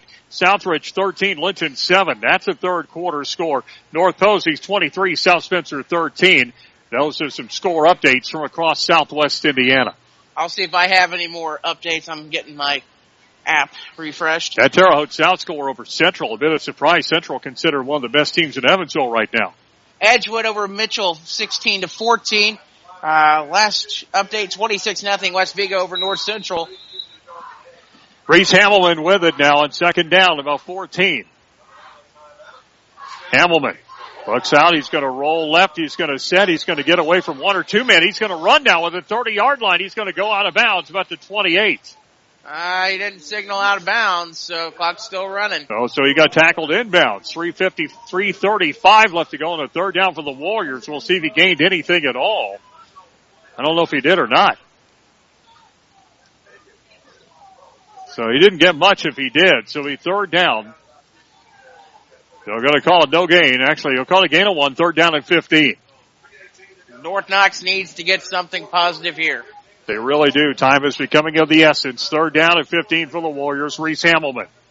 He's going back to throw. Looks to the right. He'll throw it downfield against his body. And it's incomplete over the head of Troy Nolan. There is a flag on the play, Tom. So we'll see what they get in that one. That's in the area of holding, and it is. No, probably that's in the area of the offensive holding, so we'll see if they decline it. It'll be fourth down and about 15 if they decline the penalty. So the holding Paul, let's see if they move him back.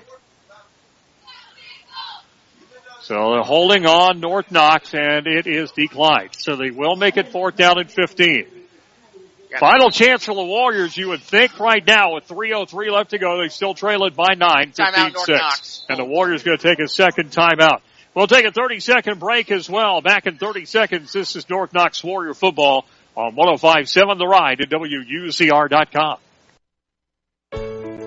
This is Ross Martin at First Vincennes Savings Bank, inviting you to visit our new ATM at 3rd and Vigo Streets in Vincennes. Our new ATM is yet another example of how First Vincennes Savings Bank is actively working for you 24 hours a day, 7 days a week. First Vincennes Savings Bank is a real community bank, working to make our community better and your banking easier. Now with 2 full-service locations on Kilmore Road and North 6th Street, First Vincennes Savings Bank, member FDIC, equal housing lender. Couple other scores as we go quickly back to it. Memorial all over Jasper right now, 35-0. Lincoln still leading 14-8 over Bosse right now. Southridge 13, Linton 7. And Heritage Henderson County making up 14-7 over Wrights right now in the second quarter. So right here it's 15-6. Warriors trail it to Sullivan. 3 minutes and 3 seconds left to go. A 4th down and 15 to Dustin Fuller. This could be the game right here. Oh, this is the game right here, Tom. If North Knox can't get it down the field, this game's going to be over. They're just going to have to go through the motions. Reese Hamelman with it. Warrior receivers, 2 of them out to the left and 1 out to the right. Richter behind. Reese Hamelman. Hamelman sprints out right. He's going to look down the field. He's going to look to throw. He throws it over the middle. Caught down the middle. Here's Holt Mendoza. He's going to go outside 30-yard line, 25-20. He's inside the 10-yard line, and the Warriors, I believe, we'll see if he got a first down. He did. He got the first down. North Knox rushing up to the line quickly. 9 first downs for the Warriors. They are in the red zone now for the 3rd time. They're 1 for 2 in the zone. Their 3rd time in at the 10-yard line, it looks like. So 1st and goal at the 10. Warriors have to get in.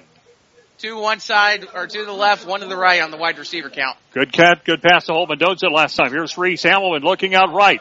Hamelman looks to throw, fires it. No, he's going to get hit. He's going to get loose the football. It's going to go out of bounds. Intentional grounding. That counts as a sack, practically. So they're going to call it intentional grounding. I thought he lost the football by contact. I thought there was contact, but because it was forward and no one was there. Actually, I think they would rather take the intentional grounding because that ball went out of bounds all the way back at the 30-yard line. Well, that would be loss of down and spot foul. So if that's intentional grounding and they can decline it, that would be a loss of down too. So I wouldn't, if I'm Sullivan, I wouldn't decline that, but we'll see what happens. Same time, I think he was outside the tackle box too. But I don't know if that matters in high school. Yeah, that's a good question. The flag down at the 24 is where it went down. He's running for his life over there on the right sideline. Running for his life that time, and he lost the football as it came by. But now the question is, was it contact or was it him just getting rid of it? If he was just getting rid of it, he's going to lose the down. But North Knox is being told they have to wait. They're still discussing it. 2:28 left to go in this one, 15-6. Sullivan's still leading it. Sullivan's 2 touchdowns in the first quarter. They've been held scoreless since. They are going to, they're going to have a talk on the sidelines. They're still talking it over. And I think the question is, Dusty, was that contact that drove the ball out or was it intentional grounding? They're moving the chains back. I don't know why you would move the chains on that play.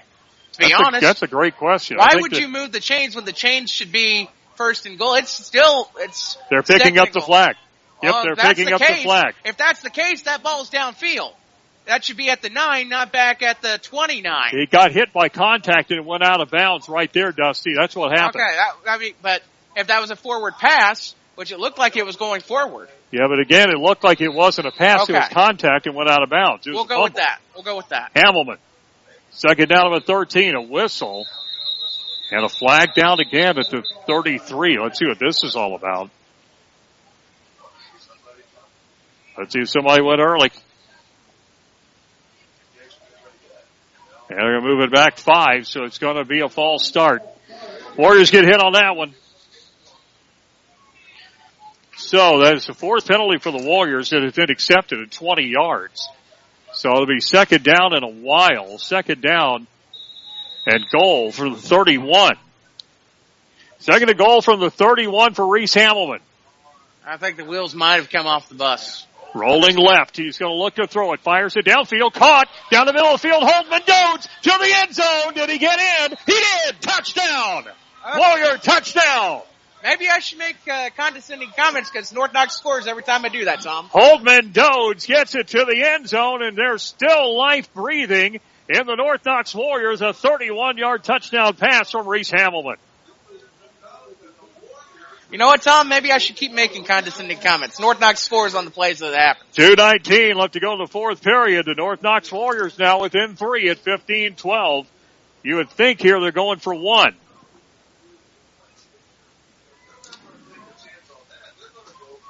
They're going to go for 2 here, Dusty, which would cut it to a 1-point game. Either way, they need to go at least for 1. And if you go for 2, worst case scenario, it's still a field goal game. Exactly. So here's Reese Hamelman. 2-point condition. Here's Hamelman sneaking up the middle. Did he get in? I don't think he did. He is going to be short, it looks like, by about 6 inches, maybe less. So he tried to go straight forward, came up about maybe 6 inches or less short. 15-12, 15-12, the North Knox Warriors trail it by 3. 2:19 left to go, Dusty. They came very close to getting an onside kick earlier. Are they going to try it again? I would think they would, and it was a penalty last time, but it's because it was recovered out of bounds. Correct, and let's give credit to where it's due. North Knox has not given up on this game. And the defense has come around, Dusty. The 2 touchdowns that Sullivan scored were in the first quarter. North Knox has not looked at its best, but it has gutted its way back to within 3. Well, and also, too, North Knox still has 1 timeout left. That is important here. 2:19 on the clock. That means Sullivan can't necessarily run the clock completely dry. Holtman Dodes is going to take the, looks like onside kick. The Warriors are lined up all the way across. Sullivan downfield 10 yards. The ball has to go 10 yards for it to be recovered. So Holtman Dodes, who is not the usual kickoff person, Troy Noland is, but this time Dodes going to take it, as it looks like they're going to go with an onside kick with 2:19 left. They trail at 3, 15-12. Let's see what happens with Holtman Dodes taking the onside kick possibly. Let's see if the Warriors can make a miracle happen. He's going to kick it. It's going to go to the 50. It was touched. It was touched. But it was recovered by Sullivan. They almost lost it. Well, I tell you what, that was a close one. It was recovered that time by Williams. It looks like it was recovered by actually Jackson Shake make that. He was able to recover it at the 45. But Dusty, he almost lost that football. Yes, he almost did. Boy, that ball came close. If that one would have hit him, and he's a big guy, if that one hit his shoulder pad in the wrong spot, North Knox recovers. Right, and it wouldn't be a penalty because Sullivan would have touched the ball. Yeah, they touched the football. It's only 5 yards downfield. Sullivan, though, gets it. North Knox was able to get a turnover last time. They could use one here. Ball to 44 of North Knox. Here's Drake. Tristan Drake, back at quarterback. He's going to hit. Oh, what a hit. Oh, my word. Right up the middle that time is Trey Keller. And, boy, I tell you what, he just went back there and just laid the wood on it. All the way to the 49-yard line. I wonder if anyone got a picture of the truck right there. Timeout, North Knox. Second timeout. Actually, that's their second timeout. Both teams with 1 timeout left in this half. That was their third timeout, Tom. Oh, third. Okay, so we'll keep it here. Third timeout for the Warriors. But, boy, I tell you what, that time, Trey Keller just came in there like a freight train, and he felt the effects. He didn't even have a chance to get the football. Nice play by Keller, but 2:12 on the clock and a lot of things that need to go North Knox's way. A turnover would be huge here if you can get it. So the North Knox Warriors, with 2 minutes and 12 seconds left to go, they still trail at 15-12. And boy, those 2 missed 2-point conversions have come up huge. They have, but At the same time, you look at the scoreboard, the fact they've got it 15-12 and still have a chance if they can make a couple stops here. You've got to give credit where it's due to North Knox for staying in this game. Well, I tell you what, Sullivan got 15 points in the first quarter, but since then, the defense from the North Knox Warriors has just gone dead solid. Well, I owe an apology to referencing the wheels falling off the bus. They picked them up and put them back on again. Here's Drake, Tristan. Hands it off up the middle, and again, that time North Knox gets penetration, and he's going to gain about 2, and that's it. Clock's going to continue to run, though. North Knox out of timeouts, 2 minutes and 1 second left to go, but it's still only third down. Time's running off the clock, but the one thing about it is you'll have about a minute to go if they stop them here on 3rd and 11. If they stop them here, they will have a little bit of time and a chance, albeit a small one, to pull out a victory out of the jaws of defeat in this game. It's a big play here. So, Tristan is going to let that clock run down. 10 seconds left to go on the play clock. 1:33 on the game clock. Warriors down 3 at 15-12. Here it is. He's going to hand off. He's going to go up the middle this time. He's going to get outside. He's going to be brought down about the 41-yard line. So it's going to be 4th down. But it's going to be 4th down and about 7. So North Knox will have 35 seconds. So 4th down at 7. It's a 1:12, 29 seconds left to go on the play clock. And I think both teams are out of timeouts. Sullivan still has 2. Oh, they have 2. Okay. Yeah. I must have put them down on the wrong side. Because I must have circled the wrong ones. Anyway, I had them for 1. Sullivan's going to take it down to 41. Yep. And then they'll take time out. And they'll punt the football. So they're going to take it right now. Yep, 42.9 seconds left to go. Warriors still down 3. And Sullivan probably, you would think, is going to try to pin North Knox back. At the very worst, it goes into the end zone, and North Knox has 80 yards and not a whole lot of time. Well, so Sullivan does what you expect him to do. They did the smart thing. They were able to take a timeout. With the football down, it's at the 41 of Sullivan. So they've got a 4th down and about 7. And like I said, I think they cough in quarter here. Probably kick it out of bounds, maybe inside the 10-yard line, or at least try to.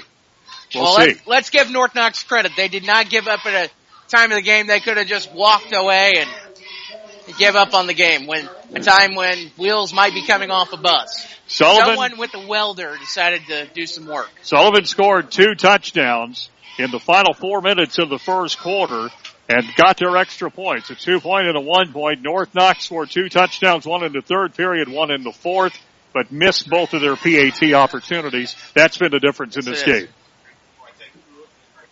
Yeah, Mountain Dew. Diet Mountain Dew. Make mine regular. Make it regular. Thank you. The Drink Express here. By the way, I want to thank our studio producers this evening, Scott Ridge and the one and only Don, the better half Zimmerman. She's already yelling at me. At her size 8, standing back at the station. 4th down coming up. They're going to, looks like they're going to go for it here. He fumbled! And there's going to be recovered. And he's going to go down. The Warriors had a chance at it, but they will get it. 34.3 seconds left to go on a fumble near midfield. Why in the world would you do that on 4th down? Really? Why? Here we go. 34 seconds left to go, and if the Warriors are in the right place, they get a fumble recovery for a touchdown and win this game, but the right person was not in the right place at the right time. Scott, you may want to get F11 ready. Warriors have it at the Sullivan 49, 1st and 10, 34.3 seconds left to go. Will a miracle happen this evening? We'll find out right now. Reese Hamelman, North Knox with a chance. That's all you can ask for. Hamelman rolls left. He's going to look. He's going to fire it downfield. It's going to be caught down about the 43-yard line, maybe the 44. Moving. It'll be 2nd down. He got to gain that time. It looked like Tolman Dode's got that one. Got to hurry. You got 18 seconds. You got to do something. Reese Hamelman with it. He's going to go and he spikes it. 13.4 seconds left to go and he spikes the football and they're going to call it intentional grounding. I don't think they can spike it in high school football. We'll see.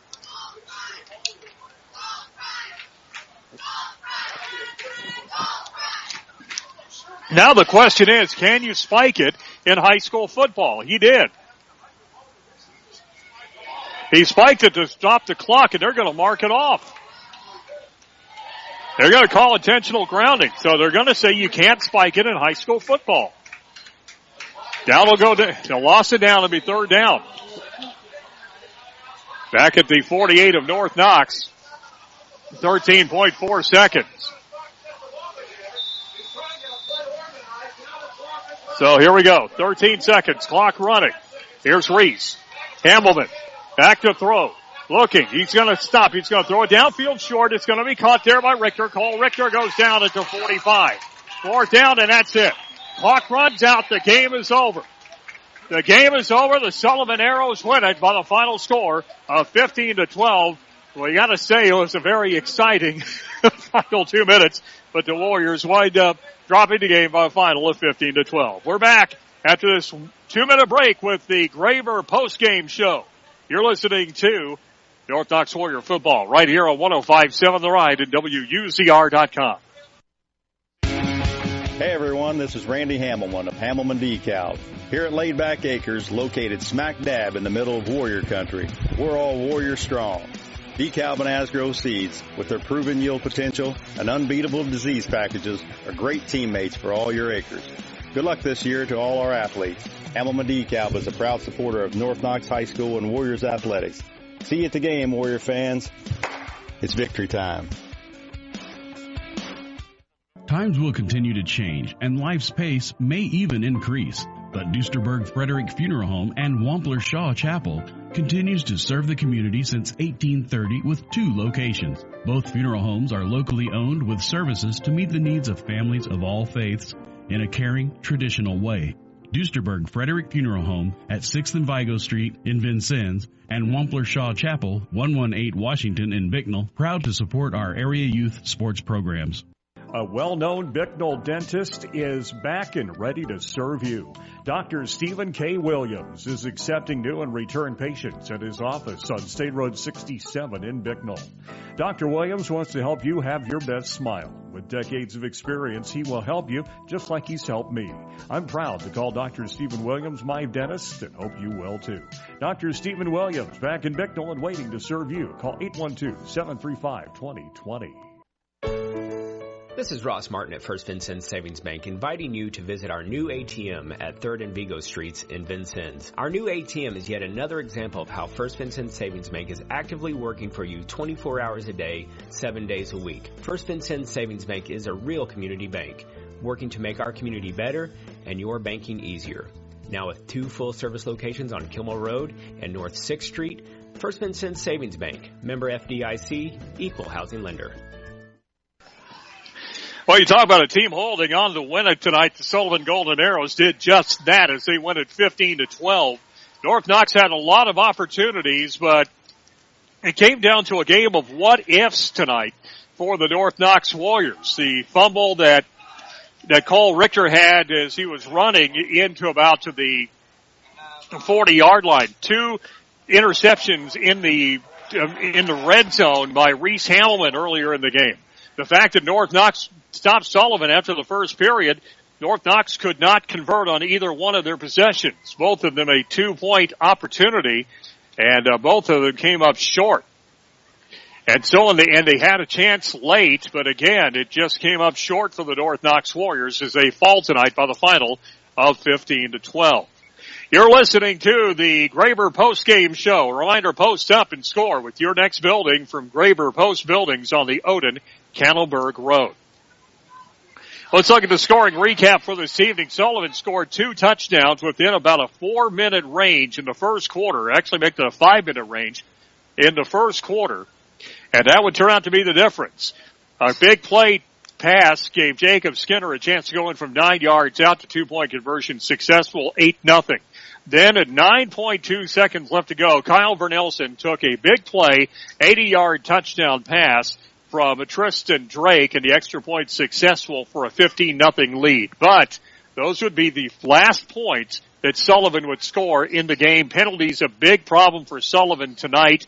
Took them out of some opportunities, and North Knox's defense also really stiffened as after that first period. The last 3, they played really, really good defense. And the North Knox Warriors would score a couple of times. Reese Hambleman on a 5-yard run with 3:53 left to go in the third period, but the 2-point conversion was unsuccessful. That made it 15-6, and North Knox would have a 2-score game, and it would hurt them in the fourth quarter as they were able to go in on a 31-yard touchdown pass by Reese Hamelman to Holtman Dodds. 2:19 left to go in the fourth quarter. That made it 15-12. North Knox was able to stop Sullivan, but came up a little bit short on time as the ball ended around the 40-yard line of the North Knox Warriors when time expired. First down tonight, Sullivan with 12, North Knox with 9. Both teams with 3 turnovers in the game.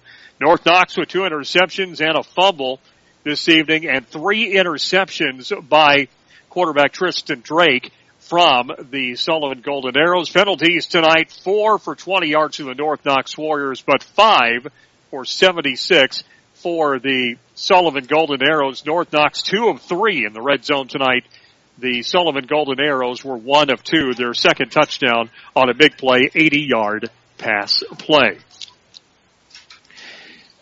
Head coach Josh Chambers will be talking to him coming up in just a couple of minutes. Also, we'll have the Hamelman DeKalb play of the game. Also, the Ileana Irrigation Something More Award. It's our award for the star of the game. We'll do all that coming up after this 1-minute break. You're listening to North Knox High School football right here on 105.7 The Ride and WUZR.com. Save up to 40% every day on your groceries. Amazing quality, fantastic prices, satisfaction guaranteed, or 100% money back. Fresh meat is cut in-store daily, and special orders on meat are available. Now at Save A Lot, fresh ground beef is $1.79 a pound, and fresh boneless pork loin is $1.69 a pound. Also, 16-ounce packages of Bar S bologna and assorted varieties are 79 cents each, and 24 packs of purified drinking water are only $1.99. Shop and save at your Vincent Save A Lot, where bananas are 39 cents a pound every day. Have a shoulder or knee bothering you? Hurting when you exercise or participate in sports? Painful when you're on the job or working around the house? Many shoulder and knee problems are treated with simple rehab. But when surgery is necessary, Dr. Terry Fenwick provides the latest outpatient arthroscopic techniques to reduce pain and recovery time so you can return to your work and activities faster. Don't let shoulder or knee pain get you down any longer. See Dr. Fenwick, a leader in sports medicine. Get answers, get results, get Quest Orthopedics on Willow Street in Vincennes. Now we're back one final time here at North Knox High School. We're still awaiting Josh Chambers to join us here in just a second. You're listening to the Graber Postgame Show. Reminder, you can post up and score with your next post building from Graber Post Buildings on the Odin-Cannelberg Road. It's time now for the Hamelman DeKalb play of the game. It's presented by Randy Hamelman. Let him give you the best play for your yields. Get more green for your growing season with Randy Hamelman and Hamelman DeKalb.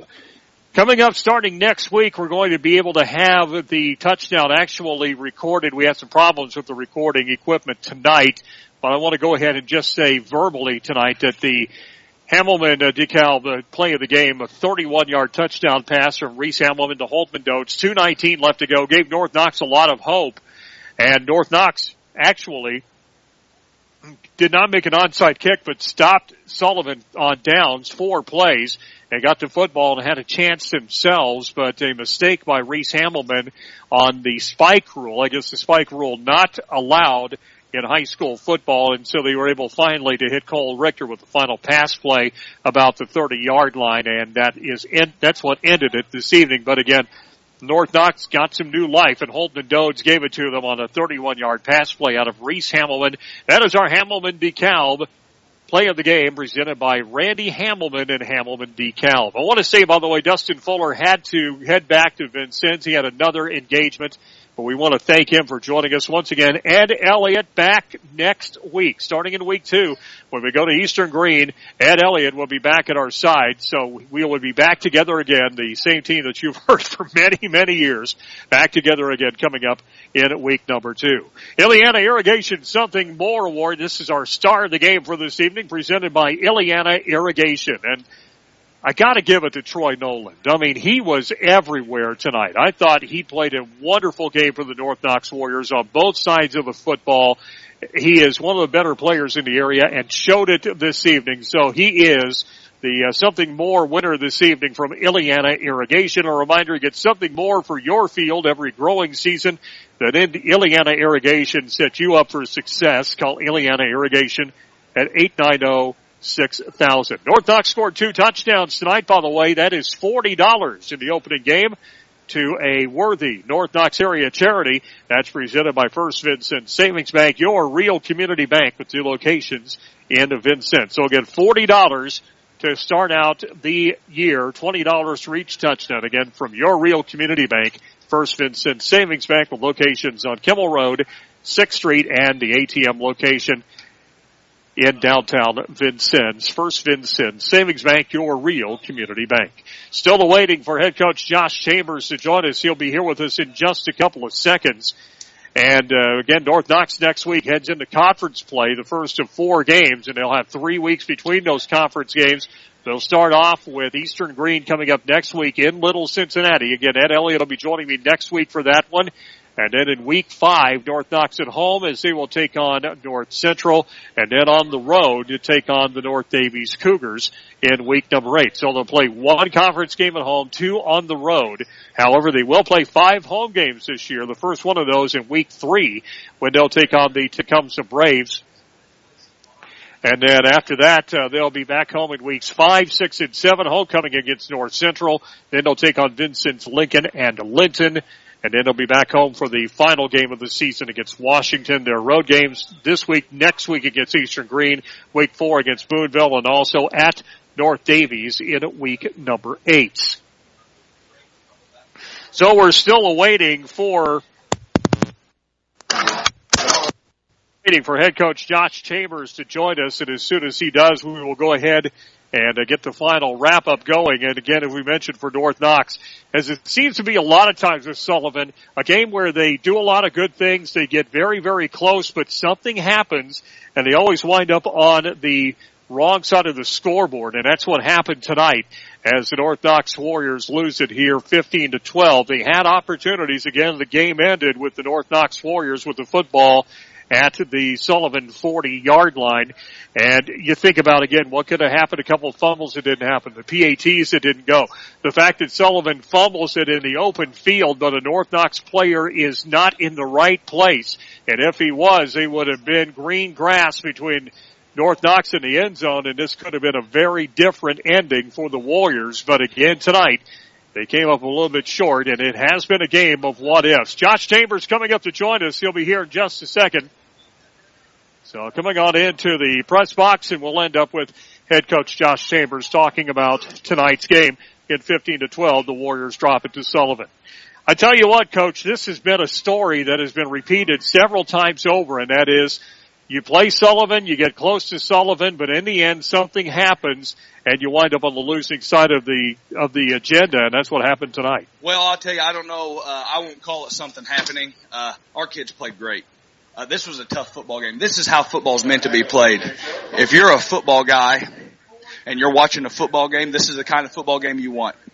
Talk to our kids before the game about handling a couple of punches, because this game would be faster than the scrimmage, and we knew that. And so I think that showed. First game, Sullivan came out and they were able to hit their best receiver, the Vernilson kid, up on a deep pass, and they had a good drive. But you know what I'm the most pleased about with my kids? And this cannot be understated. You know what we did for the remaining 3 quarters? Is played as good a defense as a team can play. Yeah. Okay, we turned them over, we beat on them, we hit them. And that's great. Offensively, we made too many mistakes. We can't fumble in the second half. We threw an interception that I felt like we need to clean that up big time. So we'll look at that on film and get it cleaned up. But I'll tell you, I'm on Reese Hamelman hard because he's a quarterback. He's a leader.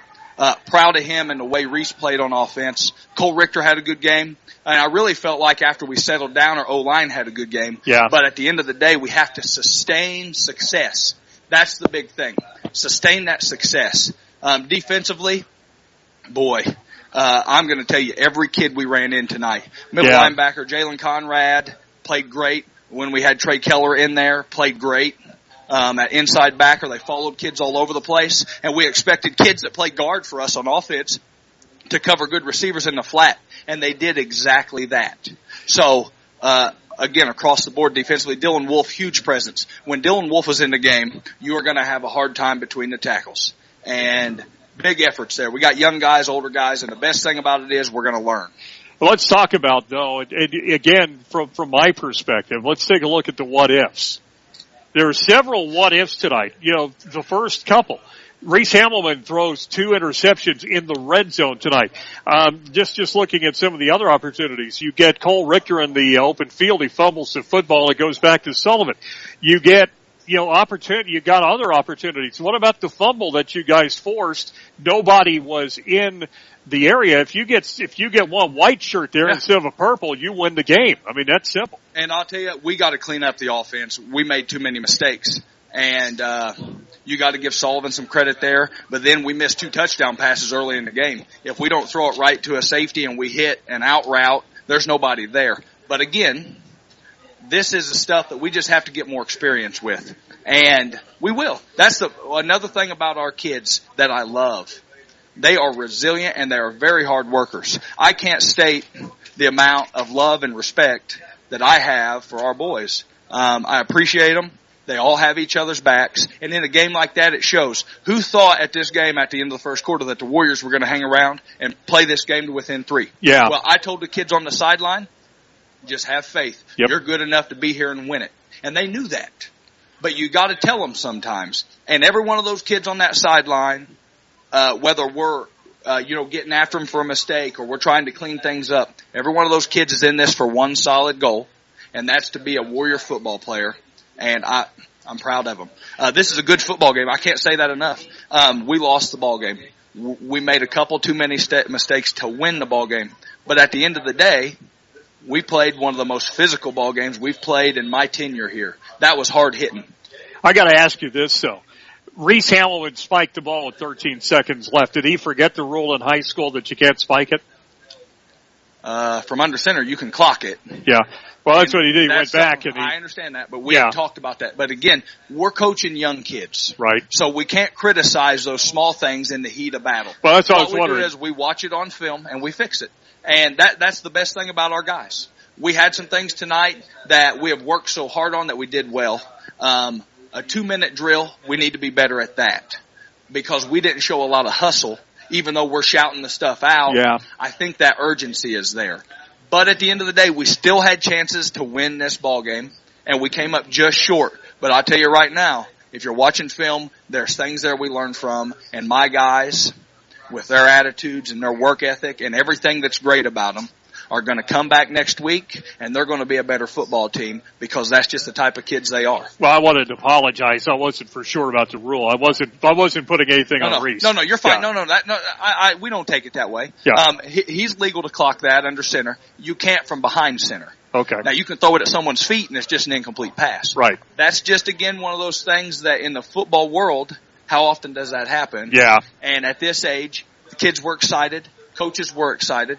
And it is what it is. Okay. So, again, our kids, that's one thing. Our kids are going to learn from this. They're going to come back next week. And I am super excited to come back next week and play football. Yeah, and I was going to say the lesson learned. I guess if you wanted to say a storyline out of this game is North Knox loses, but Coach is really enthused about the last 8 weeks. I'm excited for our kids. Sullivan comes out of this with a W. And, we come out of this with a game where we played stellar defense. If you're watching us on film, you got to be thinking, holy cow, those boys are coming to play. Easter, go ahead. We're very excited to move on to next week. Sullivan played a good ball game. They had very good, respectable kids. But I'll tell you, the Warriors are going to come back next week, and it's going to be fun to watch this year. Eastern Green coming up next week, first conference game. You feel like you're pretty excited going to Little Cincinnati. One thing you're definitely not going to see is 89 players on the sideline. We're excited about football. My kids were out there talking at the end of the game. You know, it's tough because our guys pour their hearts and souls into this. And I respect that more than anyone could ever know because it is hard every day to grind the way these guys grind. So that can't be overlooked. And I'm proud of them, and I'm going to tell you right now, these kids are going to get healthy this weekend, and on Monday, they'll be there watching film, and they will be ready to play the caliber of football or better than they played tonight, and that really goes on them, because as a coach, you can't coach those things. That's just the kids, their families, So at the end of that ball game, what can a guy tell them? I'm proud of them. Yeah. I told them I loved them and that we are going to be a very, very good football team, and we're going to have a chance to get better every week, and I would not want to play us in November. And that's the type of kid I have. Well, Coach, thanks a lot for joining us. We'll see you Thursday night at Bicknell McDonald's. All right, thank you very much. That is North Knox head coach Josh Chambers. North Knox loses at 15-12, give up 2 touchdowns in a 5-minute burst in the first quarter, but did not surrender. Another one thereafter. They had 2 touchdowns themselves, but came up a little bit short in this game. Final score, 15-12. Sullivan wins it over North Knox. I want to say thank you to our studio producers, Scott Ridge, Don Betterham Zimmerman. Have yourself a great evening, and we'll see you again Thursday night at the Bicknell McDonald's. Enjoy your weekend. We will see you coming up on Thursday night at the Bicknell McDonald's, and next Friday night from Little Cincinnati as North Knox takes on Eastern Green. Till then, I'm Tom Lee saying so long from Sportland Field.